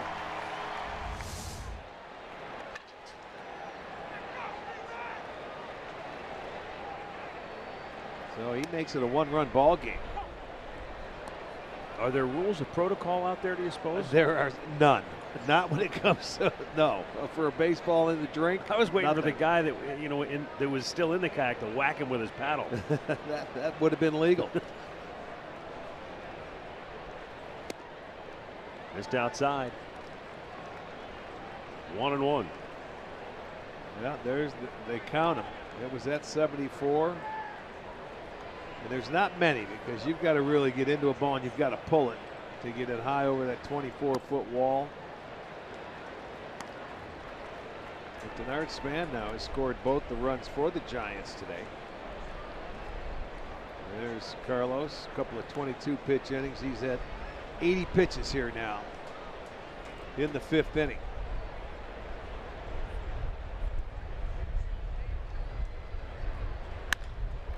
And he shoots it right at Lindor, and the throw is in time. 2 down. Well, Friday night is going to be Dollar Dog Night out at the ballpark. We told you earlier the tickets are going quickly and there's very few left, so you better hurry up and get them. Also, after the Dollar Dogs, following the game is the annual Rock and Blast fireworks. It's over a 20-minute extravaganza of great fireworks shows. Just go to Indians.com.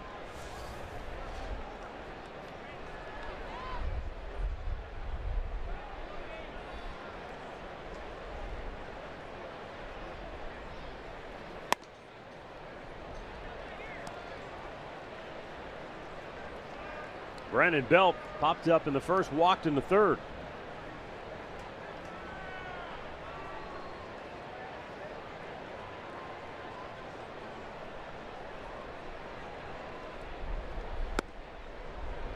Yeah, Cookie with a good 95-mile-an-hour fastball threw it by him.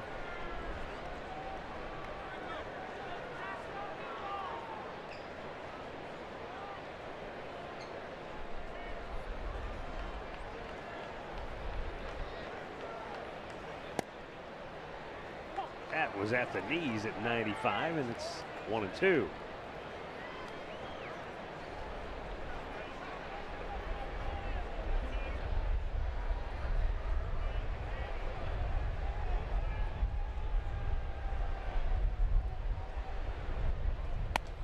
Upstairs.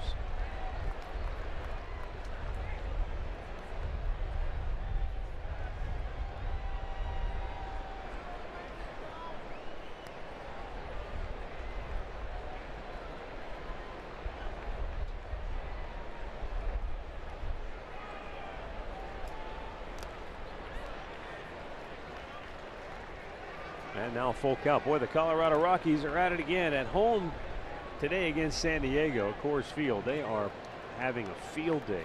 Clayton Richard got the start for San Diego. He went 3 2/3, allowed 11 runs on 14 hits. Ouch. Nolan Arenado went deep twice in the game.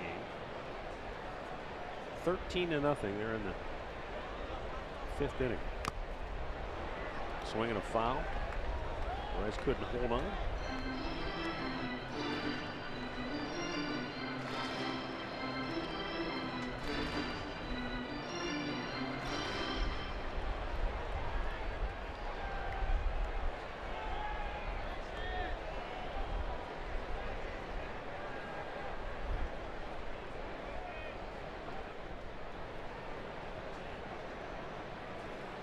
And a 3-2 got him.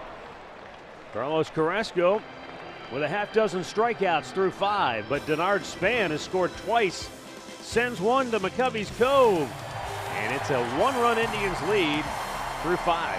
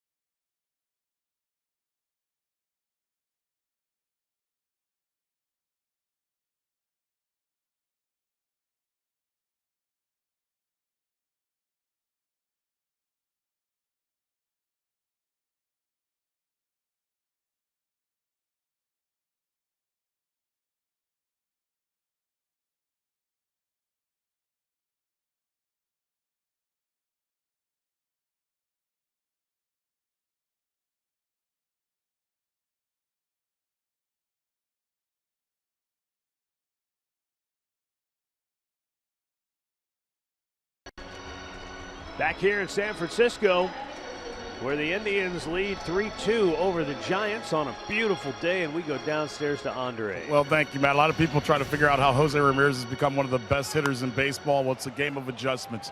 The Giants, over the last 2 days, have tried to get him out with pitches up and in, trying to take his stroke away. Before his last at-bat, every of the guys were saying be short and quick to the ball up, because that's how they've tried to get you out. Got 2 strikes on him against Kane last at-bat, comes up with a huge 2 RBI hit for his 50th RBIs of the season, and it just shows you when he adjusted to the pitch they've been getting him out with all week, good things happen. Game of adjustments. And he's got another base hit here. This one leads off the 6th inning on another solid line drive stroke to center field. Put a nice swing on this ball. This one was down a little bit more and it was running away, but he stayed right on it nicely. So Jose 2 for 3.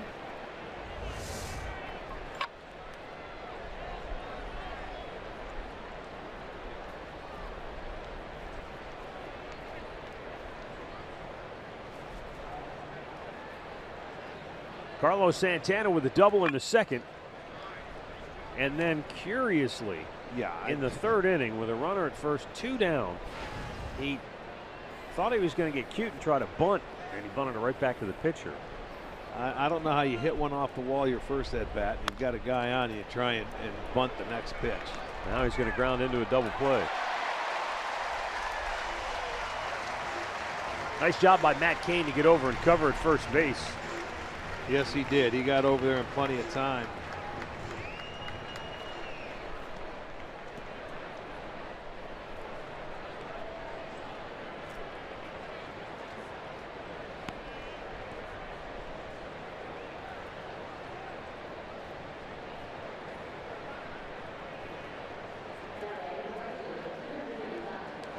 And with 2 down, it's going to bring up Abraham Almonte.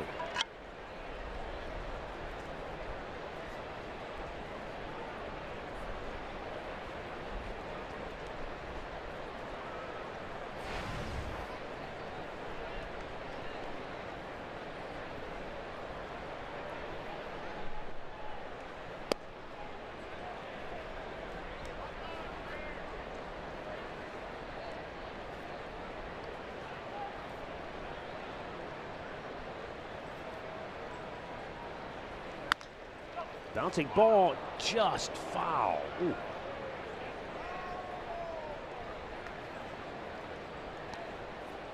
So back to home plate goes Almonte with 2 down. It didn't miss by a whole lot. Very close to the bag.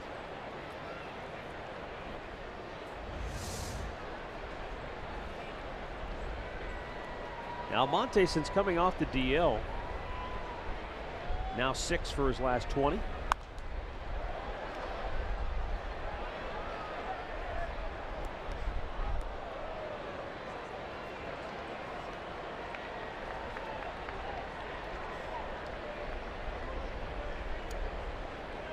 In the Twins' win over the Yankees this afternoon in Minnesota, Minnesota scored 6 runs all in the 2nd inning, all with 2 outs. And that's what they won by, right? 6-1? 6-1 was the final. Wow. And the Yankees have not won a series in their last 10. They've been beaten 8 times. They have 2 splits. They're 0-8-10 in their last, or 0-8-2 in their last 10 series.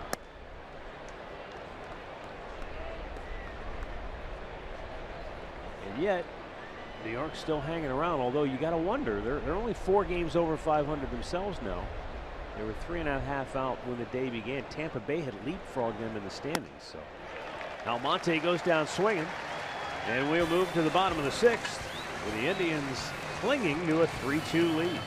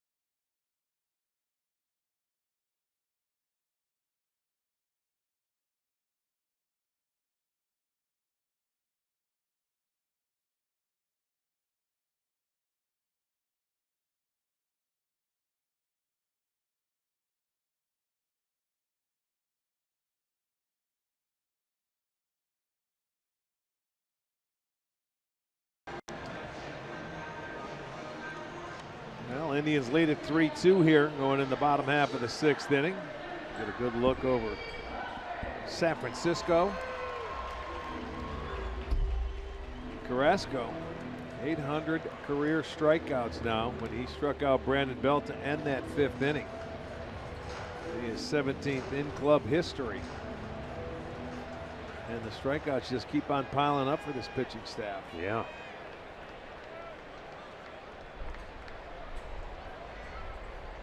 Brandon Crawford leads off. Struck out back in the 3rd inning. Mentioned it earlier that Carlos Carrasco and Trevor Bauer both averaging 10.1 strikeouts per 9 innings, 6th best in the AL. Corey Kluber 2nd best, averaging 12.1 strikeouts per 9 innings. So you've got 3 of your starting rotation right there in the top 10 strikeouts per 9 innings, and you've got 3 also in the top 10 in fewest walks per 9 innings. Yeah. So that's a pretty good combo. You've got some swing and misses. A little bit outside, 2-1. Now the question is keeping everybody healthy. Corey Kluber, as Andre reported, has a little bit of a neck problem that, you know, they may skip him a start, but hopefully it's nothing serious that will keep him out because he's been pitching well. Crawford cuts and misses. Danny Salazar ready and will return when the Indians come home. They'll pitch Saturday.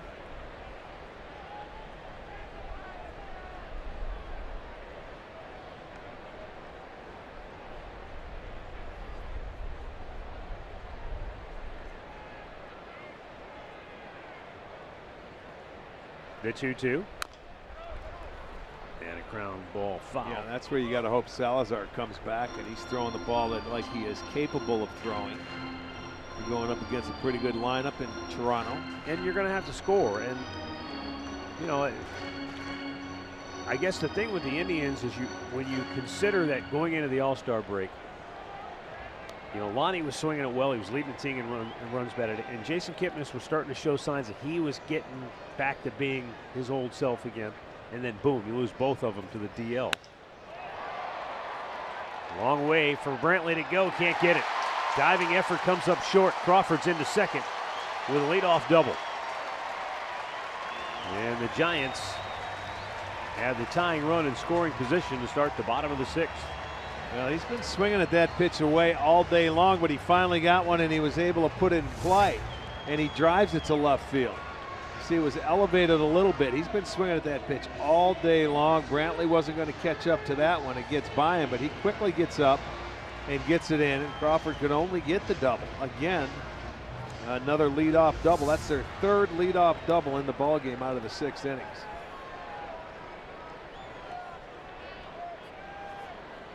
Just now, Nick Goody gets up in the Cleveland bullpen.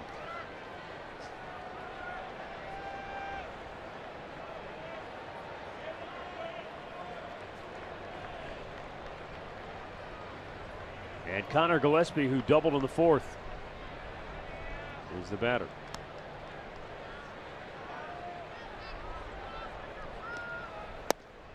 Down and in for ball 1.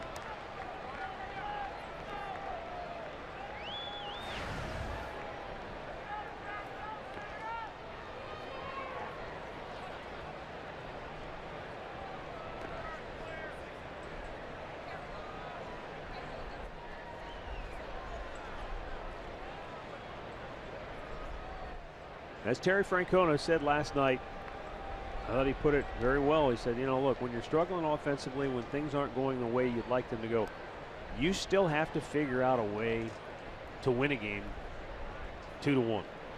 Oh, sure. 2-1, 3-2, Whatever, 1-0. whatever Whatever the it case may takes. be, That's yeah. right. 1 run better. You've got 3 on the board. You're up by a run. And not that they're not going to hopefully score more, but right now you got to think about how can we win this game 3-2. And that's why he's got Goody up in the bullpen, looking over the matchups.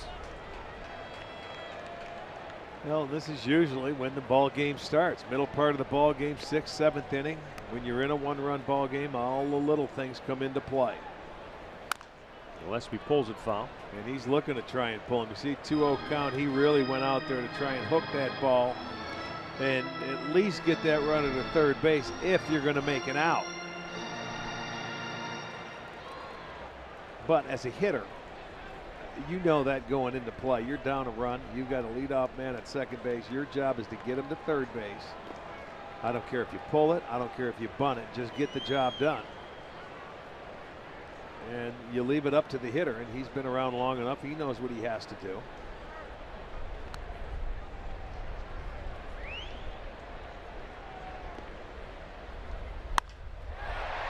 Center field, Zimmer racing back.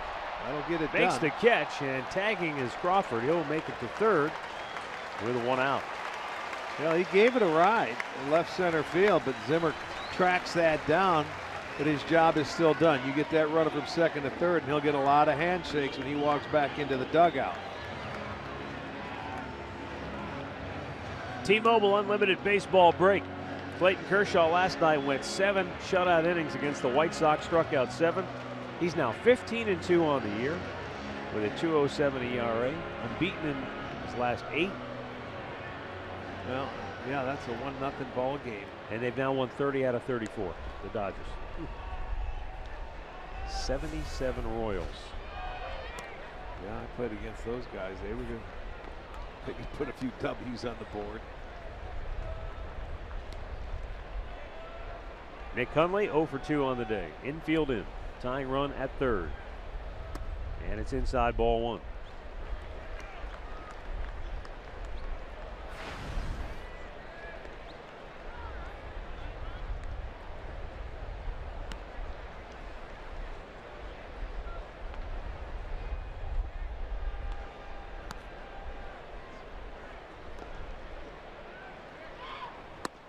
Inside. 2-0. Indians have the biggest bullpen protector in the league right now. Andrew Miller stands guard over the Indians bullpen catchers right now, as Hundley and Boone Logan both get loose. All right, I should say Goody. Nick Goody and Boone Logan in the Cleveland pen. All of a sudden, Carrasco can't throw a strike. It's 3-0.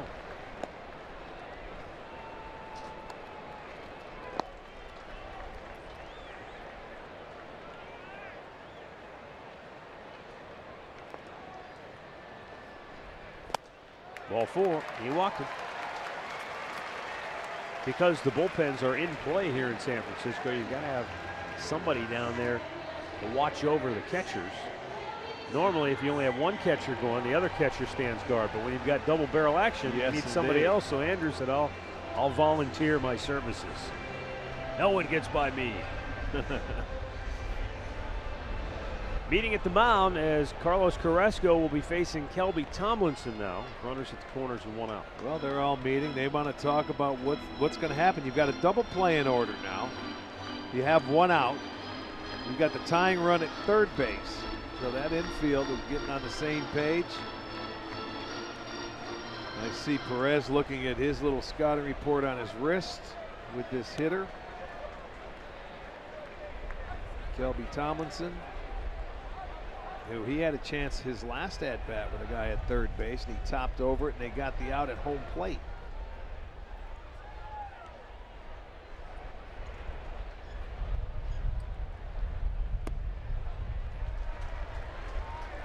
He missed again. Yeah, that's 5 straight. Very uncharacteristic for Carrasco.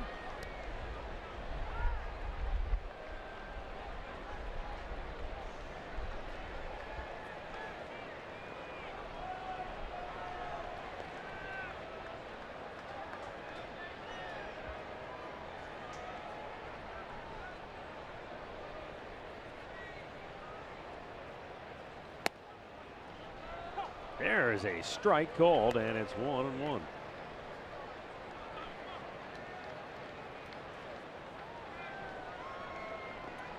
Bruce Bochy, longtime manager here in San Francisco. 11 years at the helm of the Giants. Second longest tenured manager in Giants history. Down low, it's 2-1. You know, it's crazy when you think about it. He's the longest employed, I guess, manager in San Francisco Giants history. The only guy who held the job longer was John McGraw, who did it for 31 years when the team was known as the then New York Giants. Carrasco, it's a 2-1 pitch. Ground ball hit towards Lindor. He'll scoop it, flipping on to first. Double play ends the inning. Oh, Taylor made and just what the doctor ordered. Carrasco gets Tomlinson to hit into an inning-ending double play. It's 3-2 Cleveland as we go to the 7th.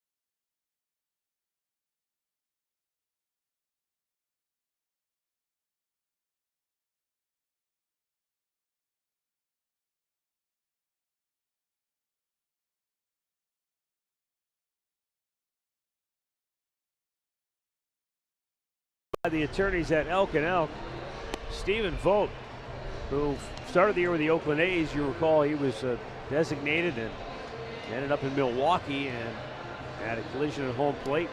It's a left knee injury that's landed him on the DL. Tough break for the Brewers because they've been playing well. They still lead the NL Central. Cubs may finally have figured some things out. They came in today with a 5-game win streak. Cleveland Clinic call to the bullpen has been made by the Giants, and George Contos will make his second appearance of the series. Matt Cain went 6 innings, allowing 3 runs on 5 hits. Santos went 2/3 of an inning in game 1, gave up a couple of hits and a run. Walked 1, struck out 1.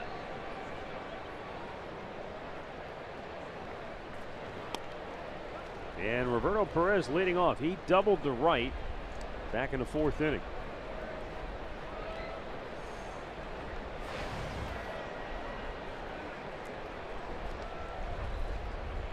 Kind of interesting that, and I mean, hey, I'm not second guessing Bruce Bochy or anything of that nature, but Cain only goes 79 pitches, and I imagine that's just because he hasn't started, since the first part of the month. I know he only made 1 appearance out of the bullpen, but it's been almost, I think, 3 weeks since his last start, so that might have something to do with it. Let's see. Yeah, 15 days since his last start. Well, and you know, when you're going through that lineup, you figure that's enough.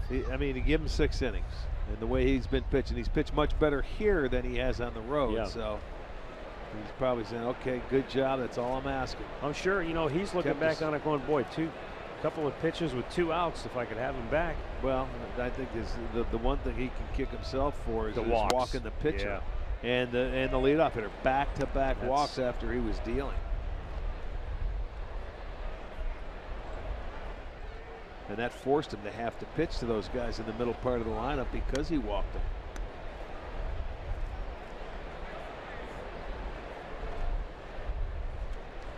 We'll see if the offense can add on here in the 7th.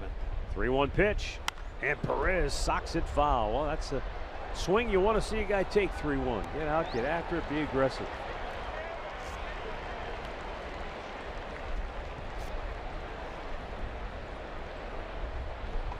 For Roberto Perez, that double in the 4th inning, his 6th double on the year.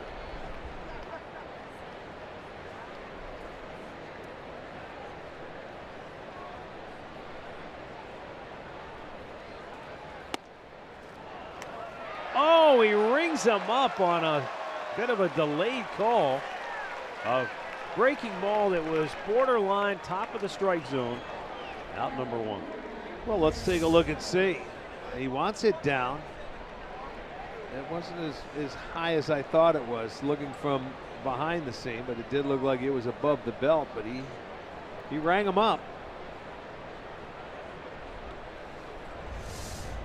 Giovanni Urshela moves to the on-deck circle to pinch hit for Carrasco as Eric Gonzalez takes a breaking ball up high. Eric Gonzalez 0 for 2 is grounded out twice.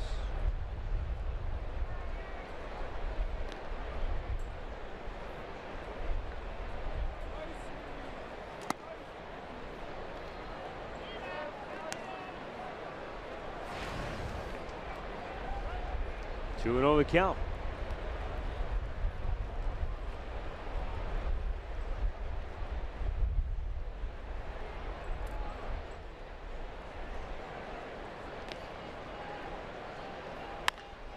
And a ground ball. It gets by the third baseman Gillespie and down into the bullpen. On his way to second base is Eric Gonzalez with a double. That's his 4th. And the Indians have a man in scoring position with 1 out. That's one of those tweener hops as he's going to his backhand side, Gillespie. It's one hop and then it's picking up some topspin, and you either knock it down or it gets by you, and it was not that easy. It gets by him for a double. So Gonzalez, his 4th, the 3rd double for the Indians, and there's your insurance run out there to add on him. Well, it's interesting. He had Gio Urshela out there, but now with a man in scoring position, Terry Francona pulls Urshela back. He had not been announced, and Edwin Encarnacion will bat instead. And the bullpen gets back to work for San Fran. Just walking, maybe? Well, he's digging in. I haven't seen any signs, so looks like they're going to go about it.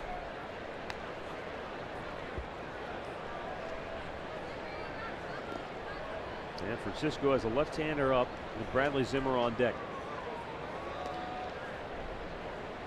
So we'll see how they approach this.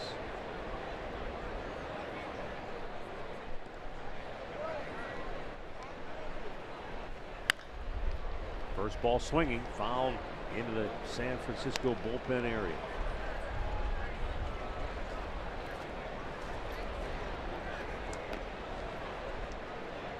See Edwin in his career, 281 hitter, 2 homers, 9 ribbies as a pinch hitter. Steven Okert is the left-hander getting ready for the Giants.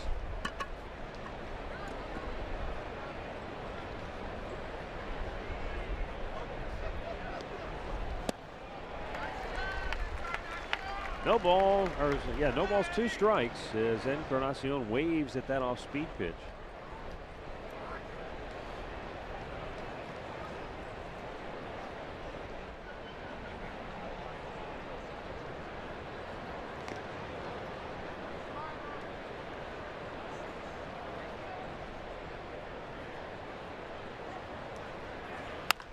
Ground ball foul. Steady diet of sliders from Contos again today.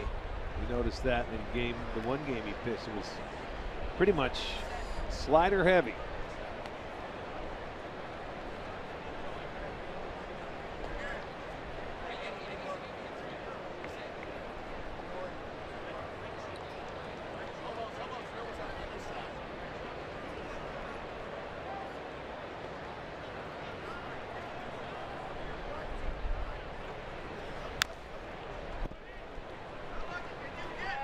Indians came into today just 5 for 41 on this current road trip with runners in scoring position, but a couple of clutch back-to-back 2-out RBI hits with runners in scoring position in the third inning. And overall today, 2 for 7. Edwin down on the count, 0-2. Trying to stay alive and get a pitch that he can handle.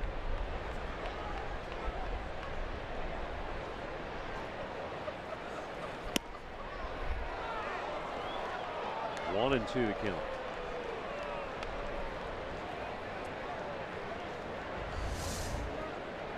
Trying to get him to chase that breaking ball. Just a teaser off the dish, but Eddie says, I'm not biting. George Contos, an Illinois native, went to Northwestern, drafted by the Yankees, traded to San Francisco. The 1-2 is in the dirt. He's been a mainstay in the Giants bullpen for the last several years. Came over in 2012.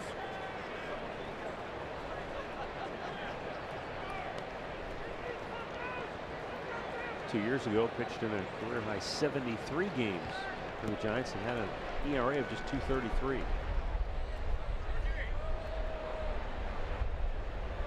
Edwin has the count back to even at 2-2. And he yanks one in the air to left field. Tomlinson, shy of the warning track, makes the catch. He doesn't realize that's only the second out. Tagging and trying to go to third, and in safely is Eric Gonzalez.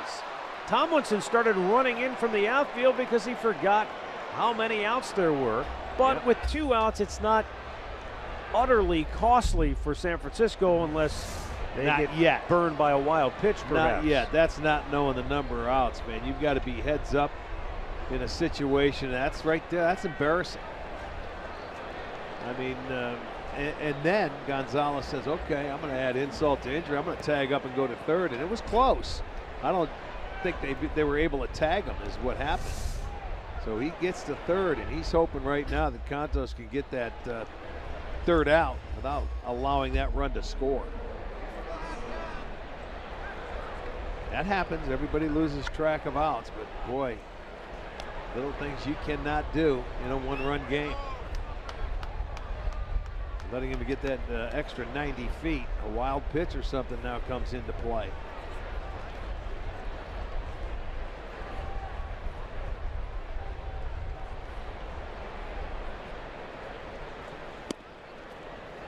Ball one outside.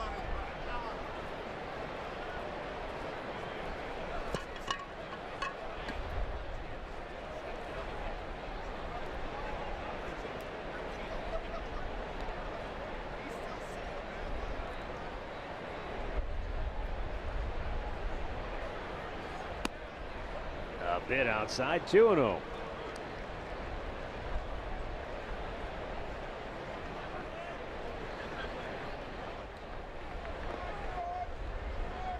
I guess I'm a little surprised that he didn't go to the left-hander in this situation. Well, we saw that earlier, I think, in game 1, where he had a left-hander up and a left-hander hit, and he left him out there. Might have been the same situation as we have here with Zimmer in game 1.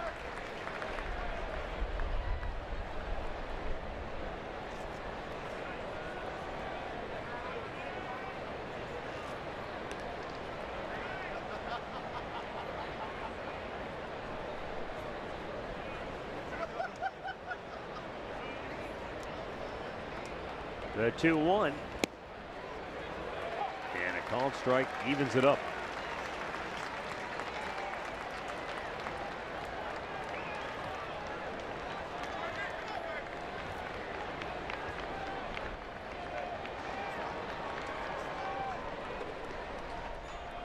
Eric Gonzalez at third base with 2 down. And the Indians leading it by a run here in the 7th. Contos strikes him out. And the side is retired. Stretch time in San Francisco.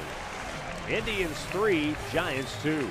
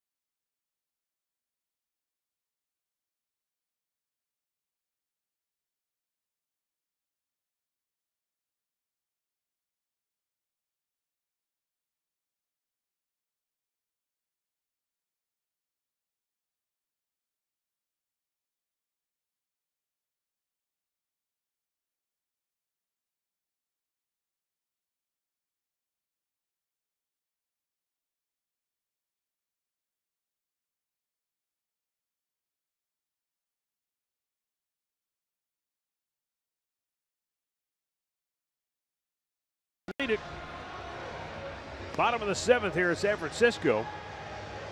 And Nick Goody will be the new Indians pitcher after Carlos Carrasco went 6 innings, allowing 2 runs on 6 hits, walked 2, struck out 6.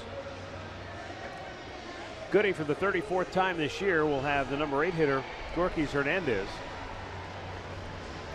And then we'll get a pinch hitter, Joe Panik. And then Denard Span due up 3rd.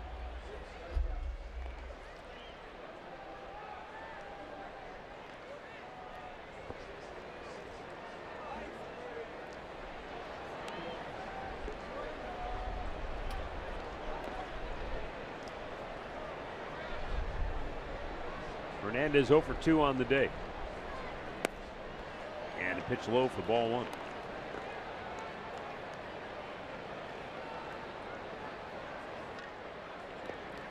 Double barrel action. Logan, McAllister out in the Indians bullpen.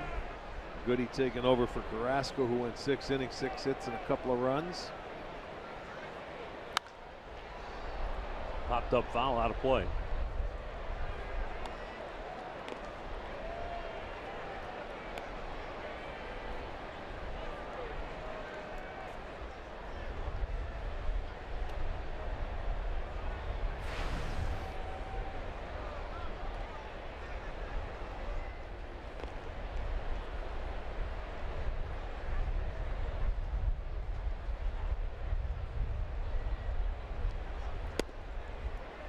At the knees on the outside corner, and he gets ahead of him 1-2. With Joe Panik on deck, then Denard Span, you've got all those left-handed hitters to follow. It does make you wonder if Terry Francona will go to Boone Logan. But on the other side, Bruce Bochy can counter with Hunter Pence, Eduardo Nunez, Buster Posey. Checked off the corner, did not go. So the old game of cat and mouse begins here late in the game in a 1-run affair. Well, now Panik comes back. Oh, they changed it up. Yeah, huh? He was walking back to that dugout. He went back in, and who is that? I think that's Nunez. Yeah. Yeah, Eduardo Nunez now in the on-deck circle. Interesting. He rings him up. And Hernandez does not appreciate the call made by Pat Hoberg and voices his displeasure, but that's out number 1. And as promised earlier, it's Miller time, brought to you by Miller Lite. You got to take this. This is your guy. Oh, my goodness. We got to go back in August against the Chicago White Sox. Steve Stone on the mound. And the number 4 hitter in that lineup, Dwayne Kuiper, ends up hitting his only home run. What was that? August 29th, 1977. A shocker. Still has the ball, the seat that it hit. There's Buddy Bell at home plate to greet him, along with the rest of the team out there. The one and only.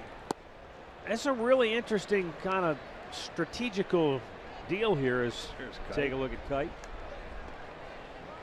He's got the ball right now in his hand. That's the home run. He carries ball. it with him, especially when we come to town. He keeps it. He shows it off to everybody. Here's the one. One of the best in the business, without question.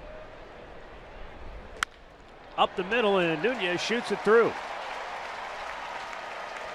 So Bochy pulls back the left-handed pinch hitter in favor of the right-handed hitting Nunez, who shoots it up the middle for a base hit.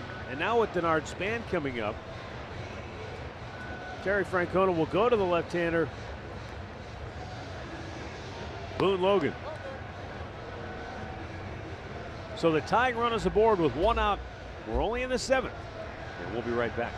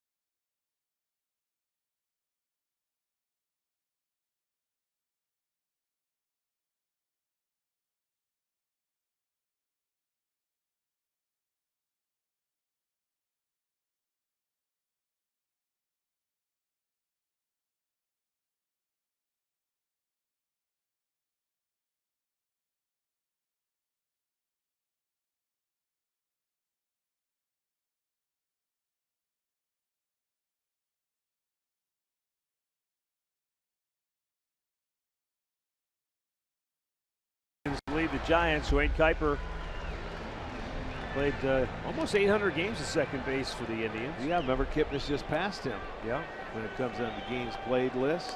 2 bases loaded triples in 1 game. That was against the Yankees, Yeah, right? against the Yankees. That was my first roommate. Tell you what, Ever. you know, I know you guys go way back. You have a very close relationship. I've only known him since we started doing the ball games, but man, you come here and he treats us like first-class royalty. Yeah. Yeah, he's a good man. He and Mike Krukow, his partner, they're outstanding. And his heart is in Cleveland, I will say that. Always has Span, been. showing bunt, pulls it back. Well, he's a Midwesterner at heart. I mean, he's from Cheeseville, Cheesehead land. Yeah, Racine, Wisconsin, right. And his brother is the producer of the show. And his other brother, Glenn, we saw over in Oakland, who does the games for the Oakland A's as a play-by-play guy. So the Kuiper family moved out from Wisconsin. They're entrenched into the Bay Area. Well, this is wine country, and you need a little cheese with your wine, right? Fouled right back by Span. Yeah, he squared around, and it was going to look like he bunted last night in the 10th inning, and it was a dandy. But this time, he squared around. It was a ball, and then he was going to try and first and third him. See, this guy can handle a bat. It doesn't matter. So he's been around long enough. He knows. He's been their whole offense today. Doubled and scored on the ground out in the first, and then in the 5th, hit a foul ball down the right field line that would have been a home run if it was fair, and then came right back, straightened it out, and hit it out of here. Well, you rarely ever see this. He got one, got enough of it. He knew it was foul, but it looked like it had the distance. They're pretty darn close. And then the very next pitch, Carrasco throws him another breaking ball, and he was able to elevate it and keep this one fair. And it was the 75th splashdown out into the McCovey Cove. And that made it 3-2 where we stand right now. Boone Logan trying to put him away, and time was called just as he was about ready to fire that ball. Well, I think it was called before he really came set and in. I don't think the umpire put his hands up. I thought he probably felt Boone Logan saw it. And you can see the numbers. Span against Logan, 1 for 7 with a strikeout.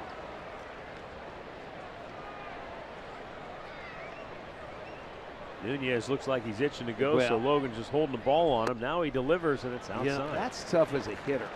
And I could see where Nunez was jumping off, and Logan did the right thing. He just held the ball to make sure he stopped him. But as a hitter, I'm surprised he didn't call timeout again, because it's tough to sit there and wait for him to deliver the baseball.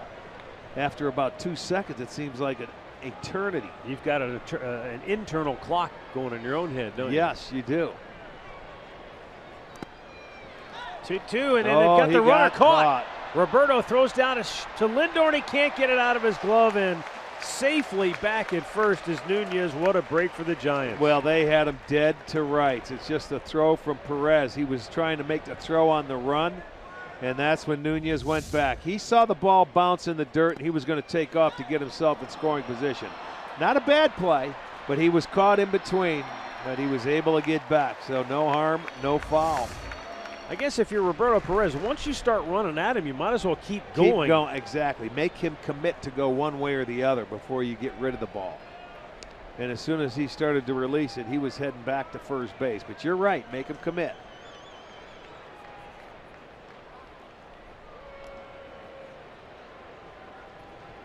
You see, that's that read we talk about all the time when you're on base, and if that ball hits the dirt and he doesn't catch it, that one he did. And he would have got caught in a one-run game. That could have been crucial.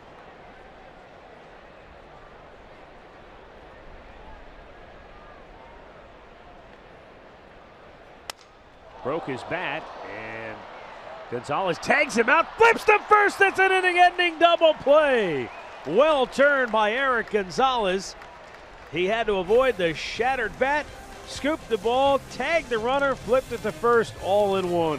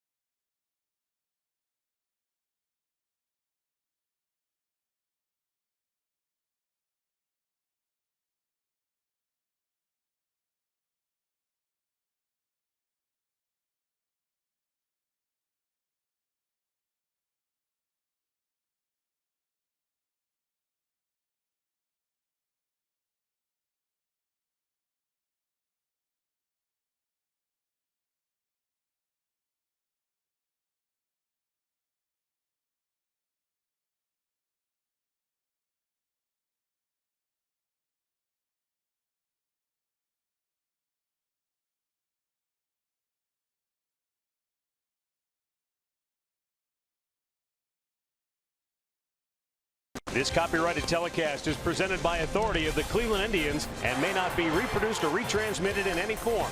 And the accounts and descriptions of this game may not be disseminated without the express written consent of the Cleveland Indians.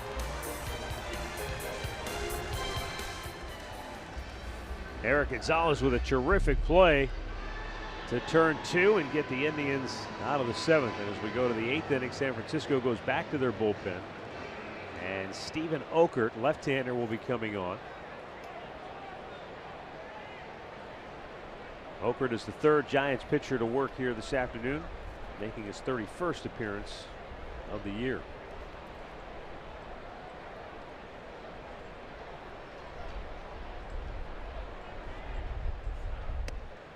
Francisco Lindor takes a strike. He's 0 for 3 on the day.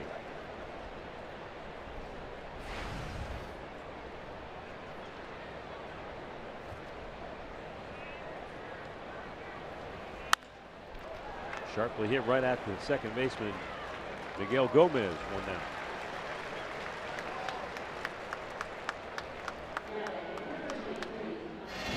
Back in the 3rd inning, this was all the offense for the Tribe. 2-out RBI single by Michael Brantley. Off the glove of Brandon Belt at first base, and then Jose Ramirez followed with a 2-run single to center. And the key there, when you think back on it, is that Brantley's base hit, well, it certainly wasn't an easy play for Belt. That's why it was ruled a hit. But it did go off of his glove, and it slowed the ball down. That enabled Carrasco to score. So that's break number 1. Break number 2 is on the throw to the plate. Brantley went to second base on the throw.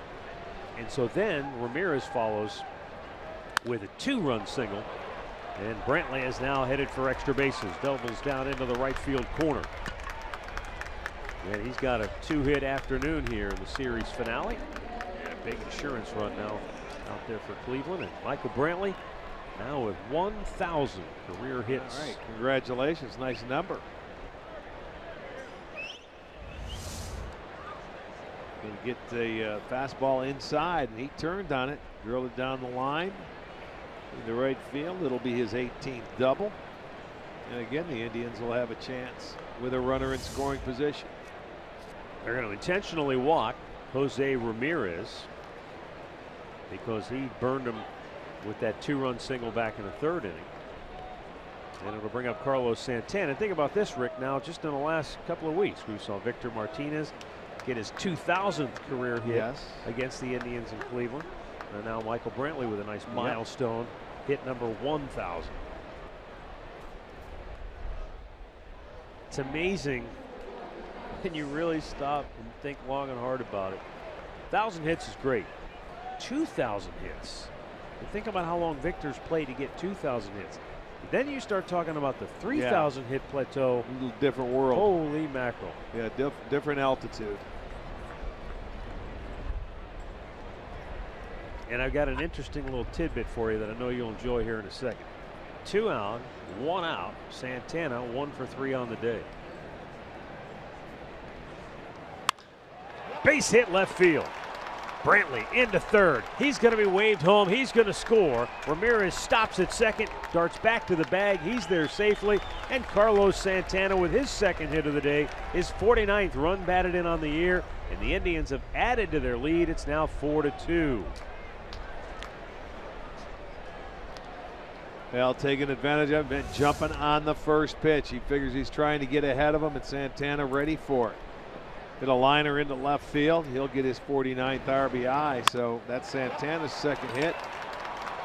And their 3rd hit today with a runner in scoring position. So, speaking of the 3,000 hit club, your guy Paul Molitor, right? Yeah. The last hit of his career Triple. came off of, no, the last hit of his career. Oh. Which was a Hall of Fame career, came off of Bartolo Colon, who started yesterday with Paul Molitor as the manager of the team. Okay, How that's crazy right. is that? That's right. Yeah, he was in Minnesota facing Cologne, right? Yeah. Okay, I got you. Yeah, it's hard to believe Bartolo still is pitching. Both runners go, and Almonte swings at the What's he first pitch. doing? They had Swinging. a great jump, and now this is potentially disastrous. Both runners end up getting back to the bags, and Ramirez is not happy at second base. Why should you be? When you're a hitter, let the guys go.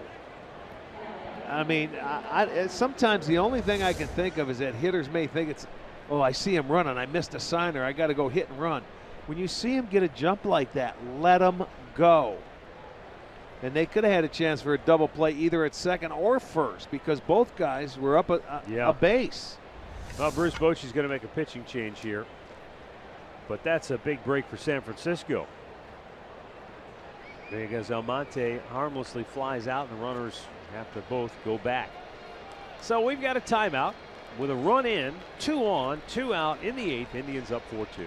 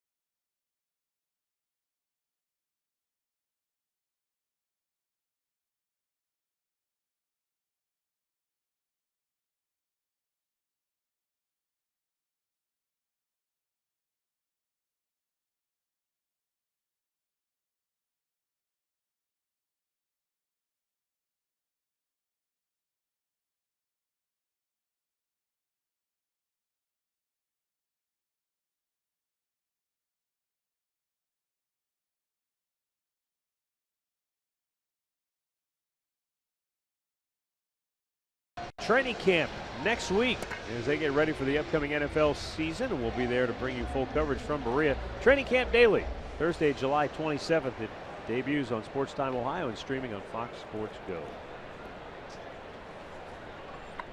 New pitcher is Corey Guerin. Second appearance of the series. Pitched in the first game.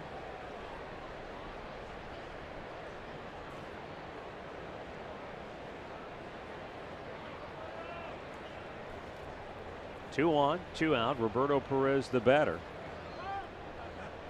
Time finally called.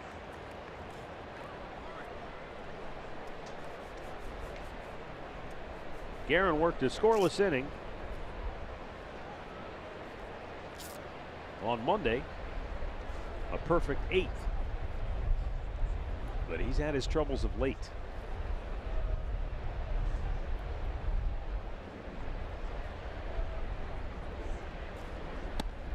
Outside, ball 1. Guerin has given up runs in 6 of his last 14 outings.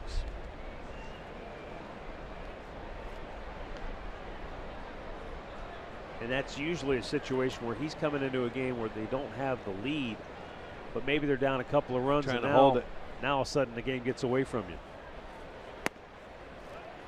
You know, we often think about building a bullpen. You get a closer, you get a couple of really good setup guys, but those peripheral guys, if you want to call them that, they better be good too. Yes. Because that could be the difference in coming from behind to win a game late and just letting a team blow you out of the water. Well, a lot of times those guys have to go out there and pitch when they're behind.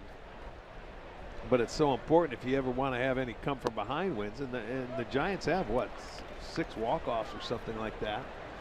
I mean, you got to put zeros on the board if you ever want to come back, and that's a hard thing to do. although you don't get the credit because you're pitching when you're down in the game. But we've seen it with the Indians. You do well in that role. You string enough of those performances together, all of a sudden you work your way into those premier roles. 2-1. Inside, he missed 3-1.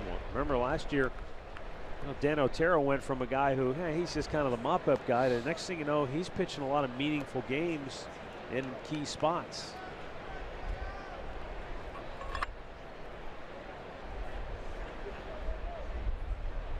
Well, he's pretty much another long guy when he comes in. If a starter gets knocked out, oh yeah, to give him a couple of innings, which he does.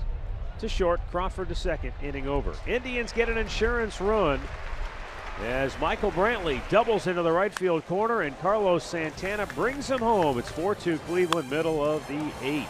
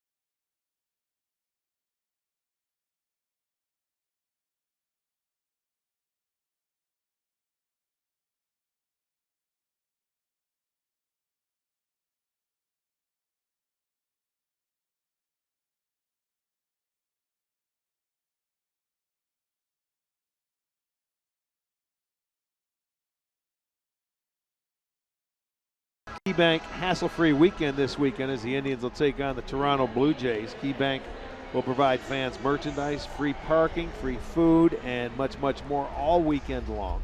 Just go to Indians.com for more details.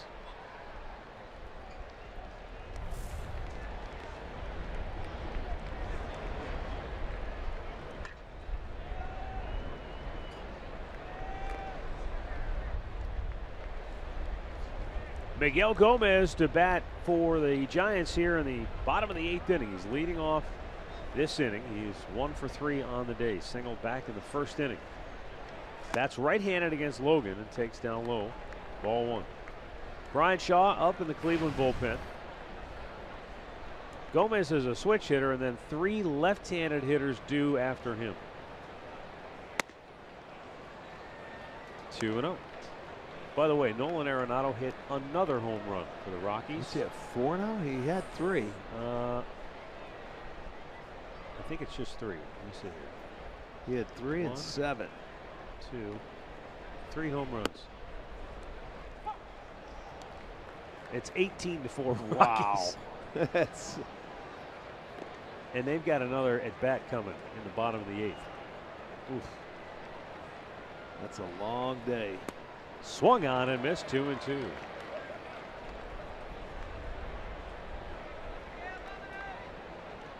Those San Diego Padres will be coming here tomorrow to face the Giants for 3 games. They'll be facing Madison Bumgarner. And down on strikes is Gomez. So Boone Logan comes back to get him. 1 away. Recapping our storylines today, brought to you by Mazda. The Indians batting with runners in scoring position. It has been a problem, but 3 hits today. They had 5 hits in 5 games coming into today on this road trip. 3 today. and they have the lead here in the 8th inning. Defensively, they've played well. A couple of double plays. And I also think, going back to that 4th inning, the big play by Jose Ramirez, and they got a runner at home plate. That was a big turning point, too. It sure was, with nobody out and a man on second base.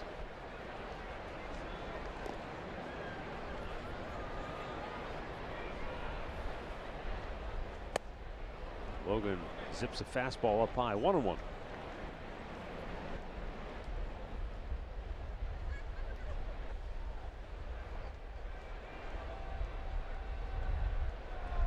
The 1-1. Threw it by him.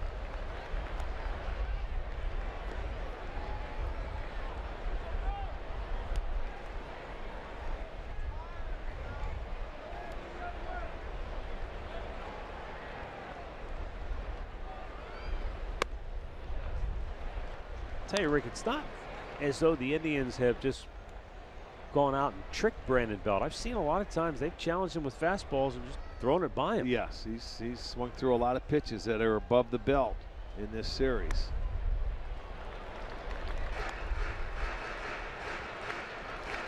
But after laying off a couple, he's got the count full, 3-2.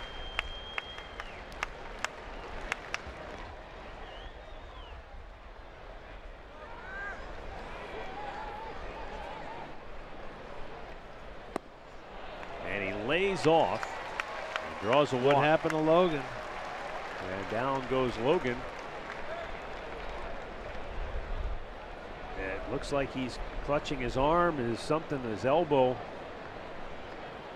Oh, he's grabbing the back of his arm, like the tricep area. And that's going to hasten his exit, and probably we'll see Brian Shaw very shortly. Well, yeah, he's immediately going to walk right off. See if you can pick anything up here. He just felt something after he threw the baseball in that arm. You could see it looked like it went numb. And it's dangling right there. Don't know. Don't want to speculate. But that doesn't look good.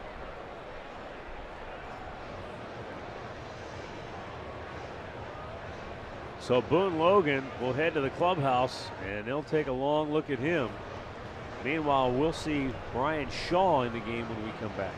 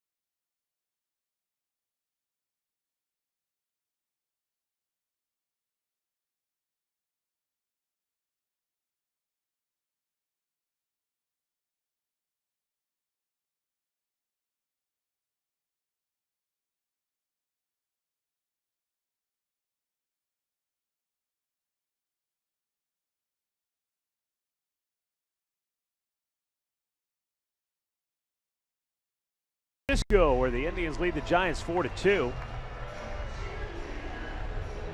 Boone Logan exiting with some sort of an arm injury, and Brian Shaw with a 45th time this year. Tying run at the plate, Brandon Crawford.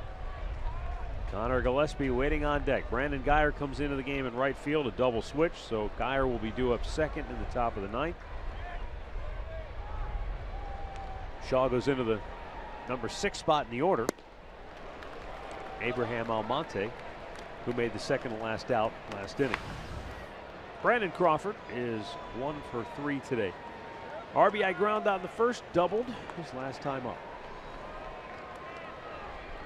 Both hits in the series have been doubles. Well, they've been pitching away for the most of this series. That last time he was able to finally get on one and hit it to left field. It was a double. Brantley was diving for it.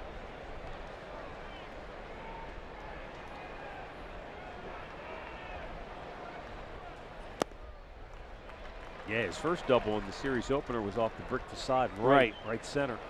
Well, that's what you don't want to do. You're going to make him go to the big part of the ballpark here with the score the way it is. Two runs down. You don't want one swing of the bat to where he could pull it and hit it over that fence. If he's going to beat you, make him go the other way, left field.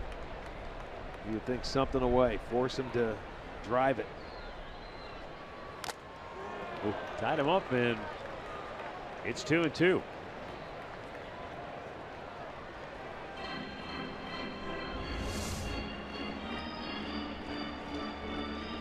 That's not the pitch I was looking for right there. Cutter inside.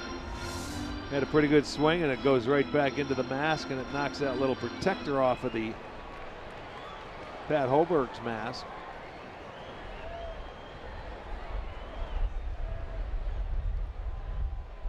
I'm speculating, but could the thinking, if you're Brian Shaw, be I'd rather throw my cutter in, it has a chance to break in on his hands, as opposed to if I try to throw it away and it cuts too much, it could come right back in the middle of the plate. Well, yes. I mean, you could think that way, but if you go in, you better make sure you get it in there. In off the plate.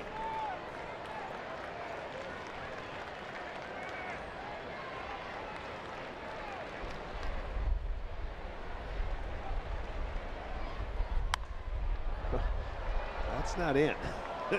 Well, that was supposed to be away, I think, and that might have gotten a little more of the plate than he wanted to. 2 balls, 2 strikes, 1 on, 1 out here in the 8th inning. The Indians up 4-2. That's, well, Perez is saying, I want a fastball away. And that was over the middle of the plate and a base hit in the right field. Just he didn't hit his location. So Belt is at second. Tying run is at first. And it brings up Connor Gillespie. You know, he had a couple of good pitches to hit, but this one he gets enough of. Now you see he's sitting away, but like you say, he never throws anything straight. Everything seems to cut. Yeah. So when you're cutting it that way and it stays middle of the plate, you're opening up that hole between first and second, or if you don't really make a good enough pitch, you can let him pull that ball in the air. That's not what you're looking for. Well, here's Connor Gillespie. He is 1 for 3. He doubled back in the 4th inning.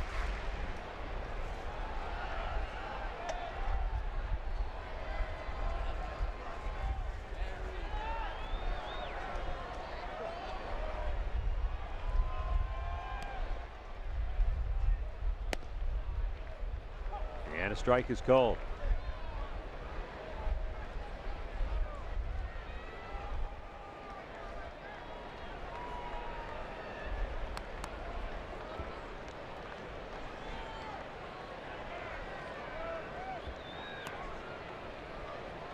Oh-1.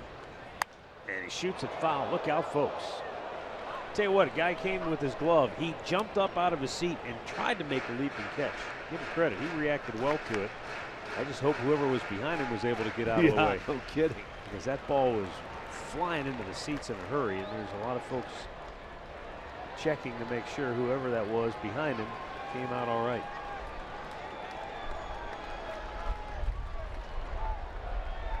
And now Gillespie down on the count 0-2.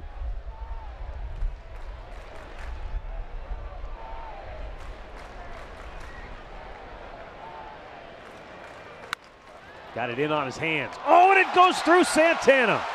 Belt will score. Crawford the tying run to third.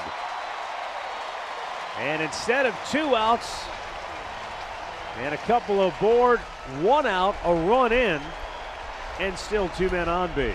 And that's going to be an error on Santana.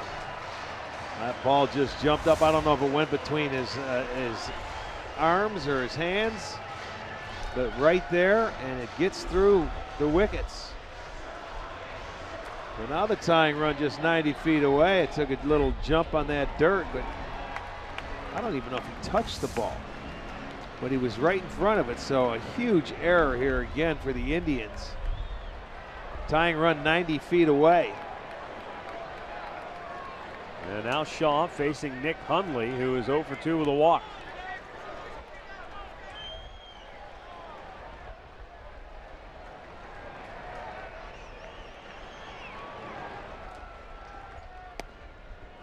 And Shaw gets ahead with a fastball for strike 1.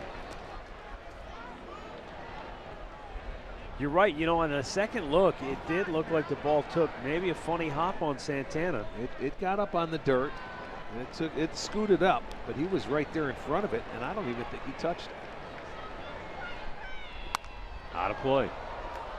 See if there's anything you can pick up here, because it looked like he's right there in perfect position to make a play. Probably not going to get a double play, but you got to get an out. And it just, no, it's nothing that much. Right through. Yeah, it did. I don't know. No excuses, man. The play's got to be made. You've got to get an out in that situation.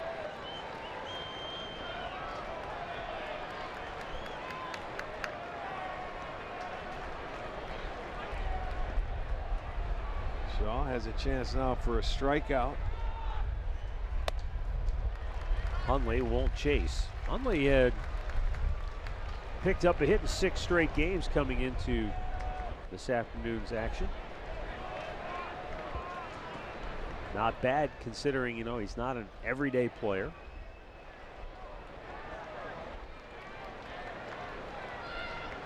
I will say this though for San Francisco, and this only makes perfect sense when you've got a franchise player like Buster Posey.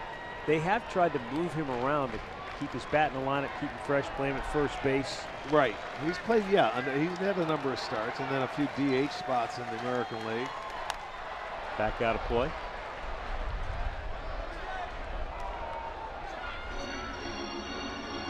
Yeah, he's made 11 starts at first base, 4 starts as the DH this year. So that gives Hundley 15 extra opportunities to play during the year.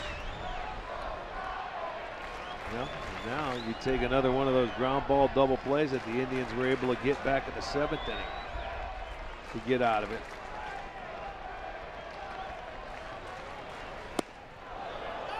He did not go, and it's 2-2.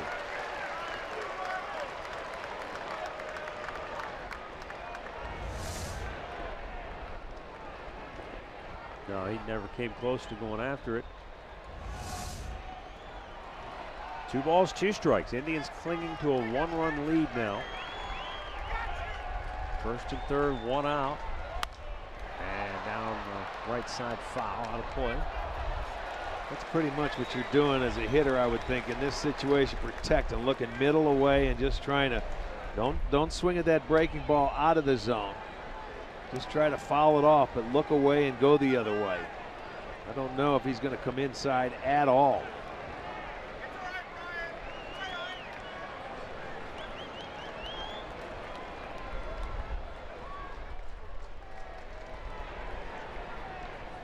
Swung on and missed. Shaw got him to swing and miss. And threw the slider. Yes, he did. Boy, good straight down movement to it. Well, it takes him off. Everything's hard, but when you throw something slower, and that hitter has to react to it. And there you go. He's going to swing and miss, and Shaw gets the strikeout. Buster Posey announced as the pinch hitter, and that gets everybody up out of their seat here in San Francisco.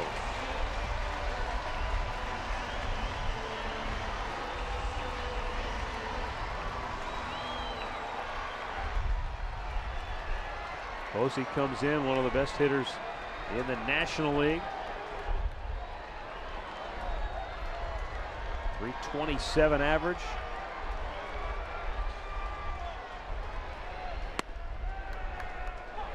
takes a strike to the outside corner.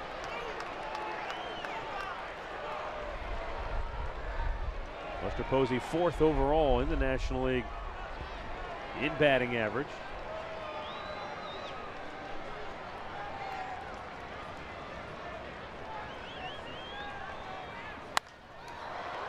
And now he's in the hole 0-2.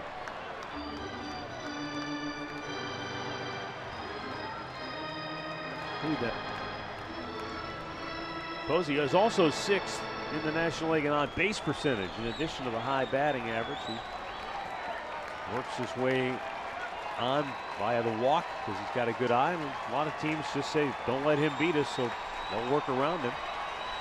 But right now, he's down on the count 0-2 with the tying run at third base. Takes up high.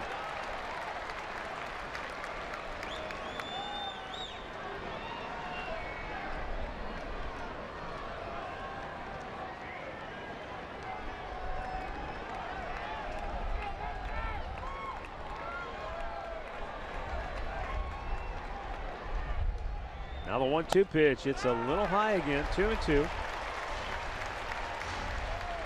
Again, Posey got that base hit last night on a slider off the plate against Clevenger to tie the game at 1, and I'm thinking he's looking the exact same spot. Away, something moving away from him.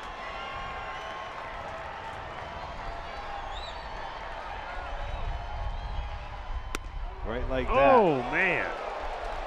Shaw thought he had strike 3, didn't get the call. Now the count is full. Fastball just maybe a ball width or 2 off the plate.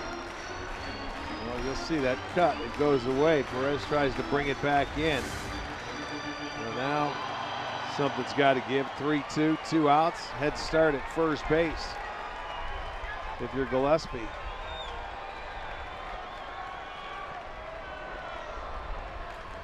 And the payoff pitch is fouled out of plate on the right side.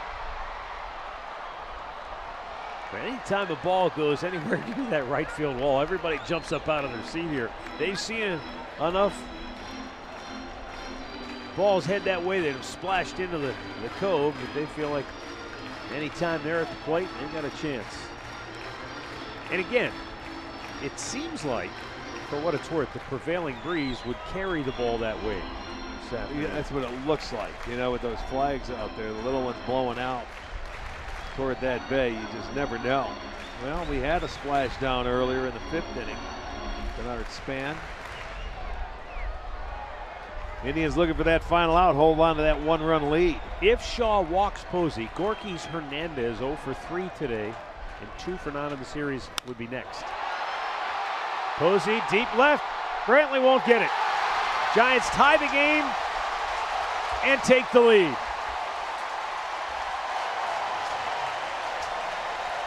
A pinch hit, 2 out, 2-run double by Buster Posey. And San Francisco has scored 3 in the 8th to take a 5-4 lead. Well, he came back and he threw him a slider this time and he slowed it down. But with this guy, he's such a good hitter. Look where he left it, middle of the plate. And boy, that's not a place when you're facing one of the league's best hitters that you can hang him a breaking ball. He's lucky it stayed in the ballpark, and you were almost hoping it bounced over the fence. If that's the case, he had to stop at third base, but when he was off and running and that ball hits the fence, comes back into play, that gave him an opportunity to score from first base. And now the Giants take a 5-4 lead, and the error has just killed the Indians again. For the second straight game, a costly error for Cleveland. And it's the difference in the game now.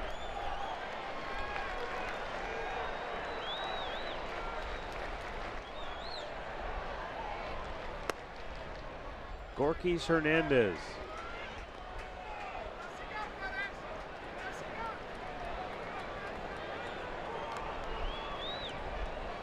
He's 0 for 3 with a couple of ground outs and a strikeout.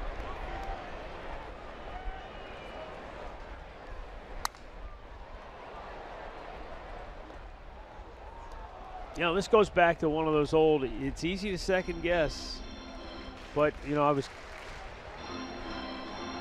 was hinting at that with a count on Posey like that, you don't have to give in there because the guy on deck has no track record compared to Posey. Doesn't have a home run.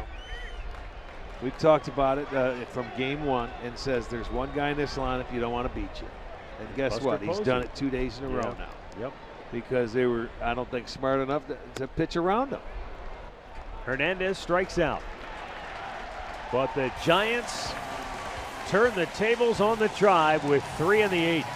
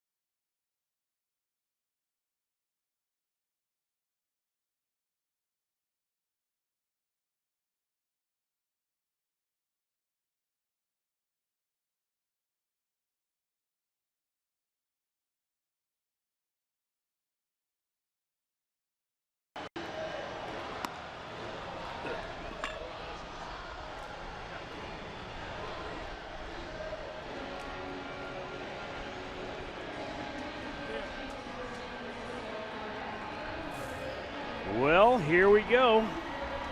9th inning. Eric Gonzalez will lead it off. Brandon Guyer will bat second. Bradley Zimmer is up third. Sam Dyson, who did the job last night for San Francisco, will come on here and try to nail down the save. Wow, what a turn. 1 for 3 is Eric Gonzalez on the day, and he takes a strike. Well, that's one thing you want to do is make sure Dyson gets in the strike zone because he can be shaken. But you can see with the Giants, he got that win last night in the ball game. He's 1-1, 4 for 4 in save situations. Threw it by him again, 0-2. Hunter Pence has come into the ball game defensively in right field, and I gotta believe Tomlinson's out of there. I'm thinking Hernandez went to left. Tomlinson did not look all that sharp today in the outfield.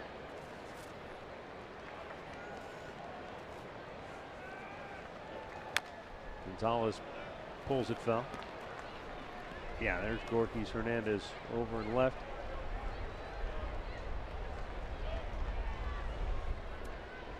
Well, the Indians need to find a way to get him runner on base and maybe upset Sam Dyson. They got a runner on, I think it was the leadoff man against him last night, but were unable to do anything with it.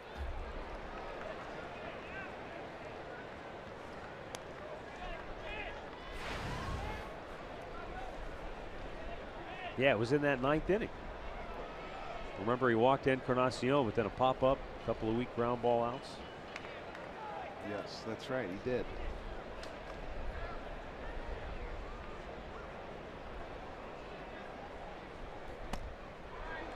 And Eric Gonzalez is rung up to start the 9th.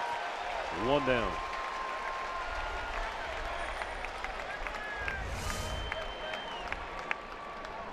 We're going to look at it.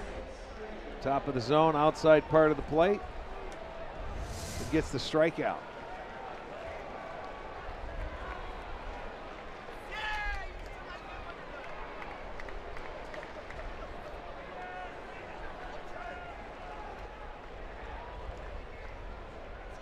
Brandon Guyer yanks it foul.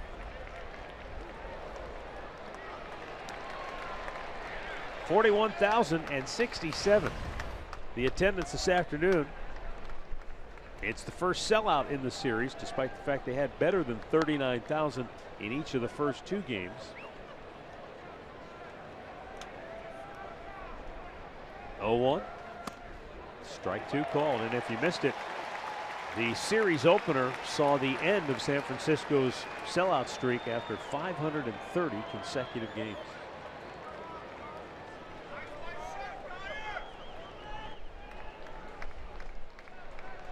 Now Sam Dyson ready with the 0-2. And that's off the plate. What was last night's extra inning game? That was a record 84 games, was it? It snapped the Indian streak of 84 straight games without going to extra innings, which was a franchise record.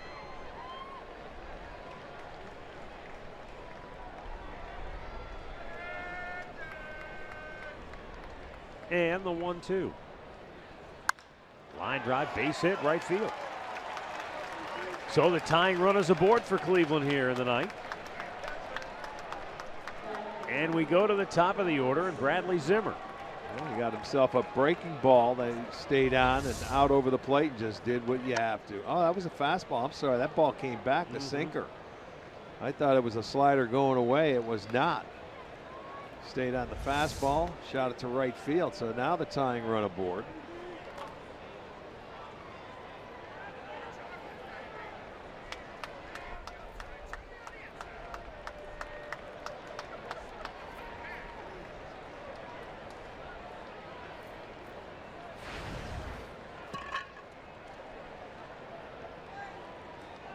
Brad Zimmer 0 for 3 today. He walked and scored back in the third inning. He scored 3 times in the series for the Indians. Broke his bat and scooped up by Belt. The second for one, no chance to turn the double play, but they get the lead runner for the second out of the inning. And Belt, who had one go off the end of his glove earlier in the game that proved costly, makes a nice play here. Well, he really gets jammed here, and that was tell you, Belt, an aggressive throw. I mean, you want to get one. He had plenty of time. You're not going to turn the double play, especially with Zimmer running right there. But Crawford made a nice little pick. I didn't realize how bad that throw was. Yeah, that's what I was going to say. You don't want to get two. You want to get the lead runner. They did. But that was a nice pick by the shortstop right there. But here's a situation, too. Case in point, you could have Zimmer. Let's check out the move of Dyson and see. And given if he's slow like a lot of closers can be, you can just run on him. Lindor 0 for 4 this afternoon. In a ball yard like this, boy, you'd like to get that extra 90 feet and a base hit. Well, it's to score the tying run. As tough as it's been for the Indians to manufacture big innings, I'm all with you. I'd say green light, go. Well, I want to see what his move's like, and then we'll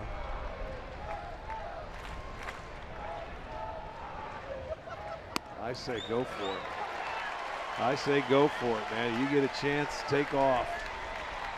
I know you don't want to make an out, the last out at second base, when you have a guy like Lindor who's been swinging it pretty well. And you can see his numbers against Dyson. That was this year.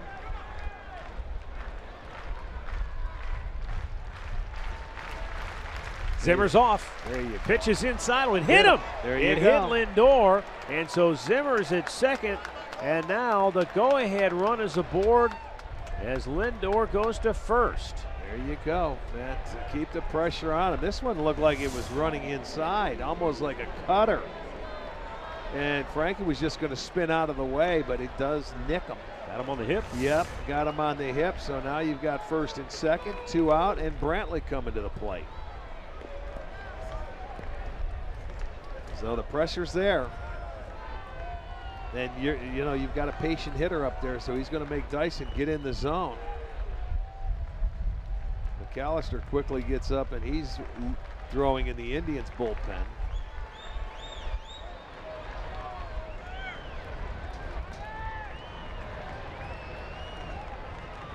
Michael Brantley, 2 hits on the day. He had an RBI single in the 3rd, and then in the 8th inning, a nice milestone as he picked up his 1,000th career hit. And that was a strong double down into the right field corner. So he has 2 hits, a run batted in, and he has scored 2 runs today.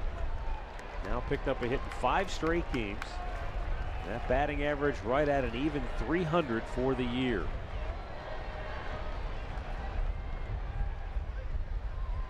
Down and in, ball 1.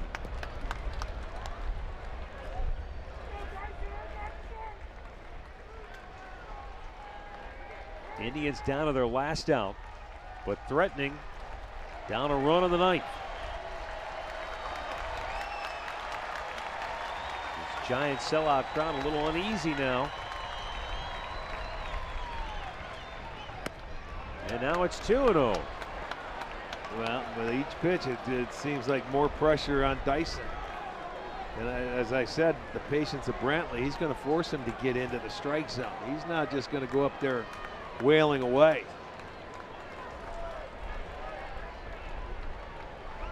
Hits are even at 9 apiece.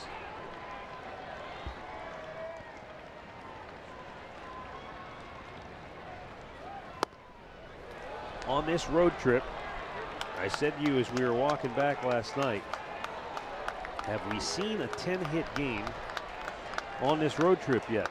And the only one was Oakland when they scored 10 hits in the 7-2 win.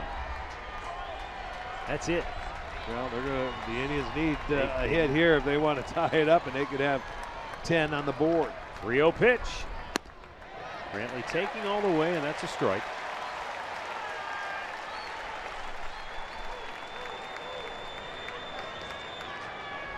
We have seen many times before Michael Brantley, such a patient approach. He's very willing to take another strike here, even if it's a perfect pitch.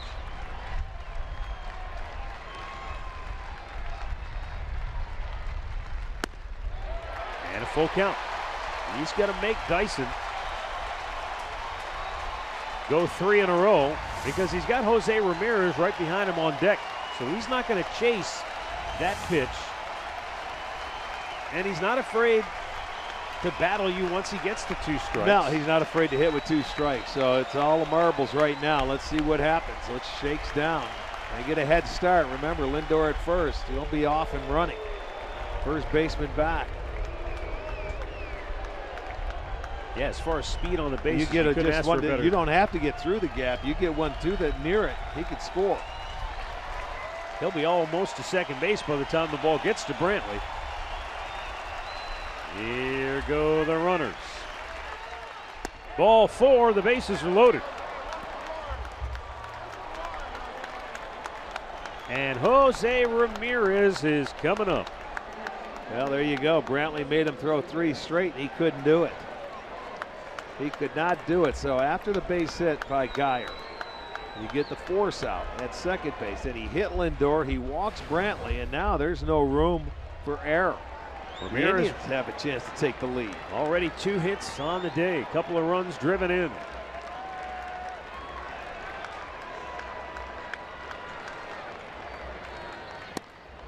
Inside, ball 1. This is a lonely feeling when you're out there and you're having a tough time throwing strikes because the crowd now, it's almost like they can't breathe.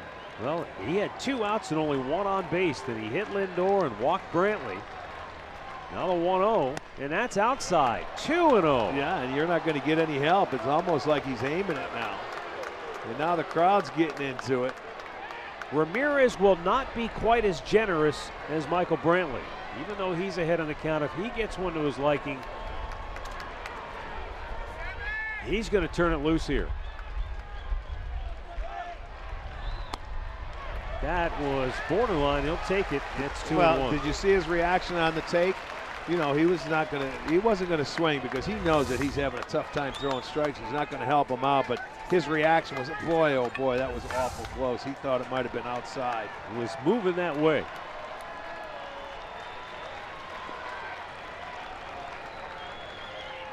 Outside. Oh, he gave it to him, and Ramirez can't believe it. Instead of 3-1, it's 2-2. And now the Indians are down to their last strike on an awful call.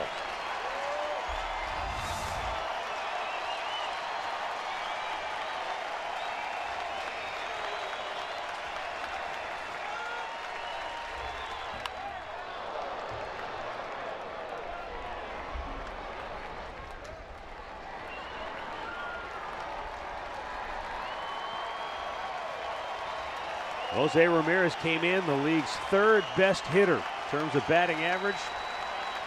He's picked up 3 points with the 2 hits today. Trying to rescue the Indians here in the 9th.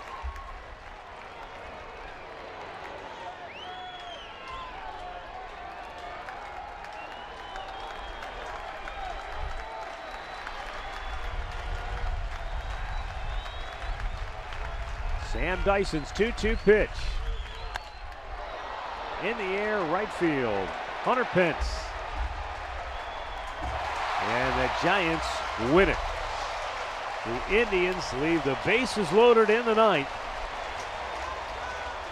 And they are upset by the Giants 5-4. And Cleveland finishes this West Coast road trip losing 5 out of 6. And the Tribe will limp home just 3 games over 500 at 48 and 45, and their lead in the division is down to a half game over Minnesota. Winning pitcher is Corey Guerin for San Francisco. He's now 4-3. The loss to Brian Shaw, as he is now 2-4 on the year, and Sam Dyson notches his 5th save as a Giant. San Francisco now 37-59 on the year. It's their first interleague series win. The Indians still have not won an interleague series this season. Well, a tough way to go.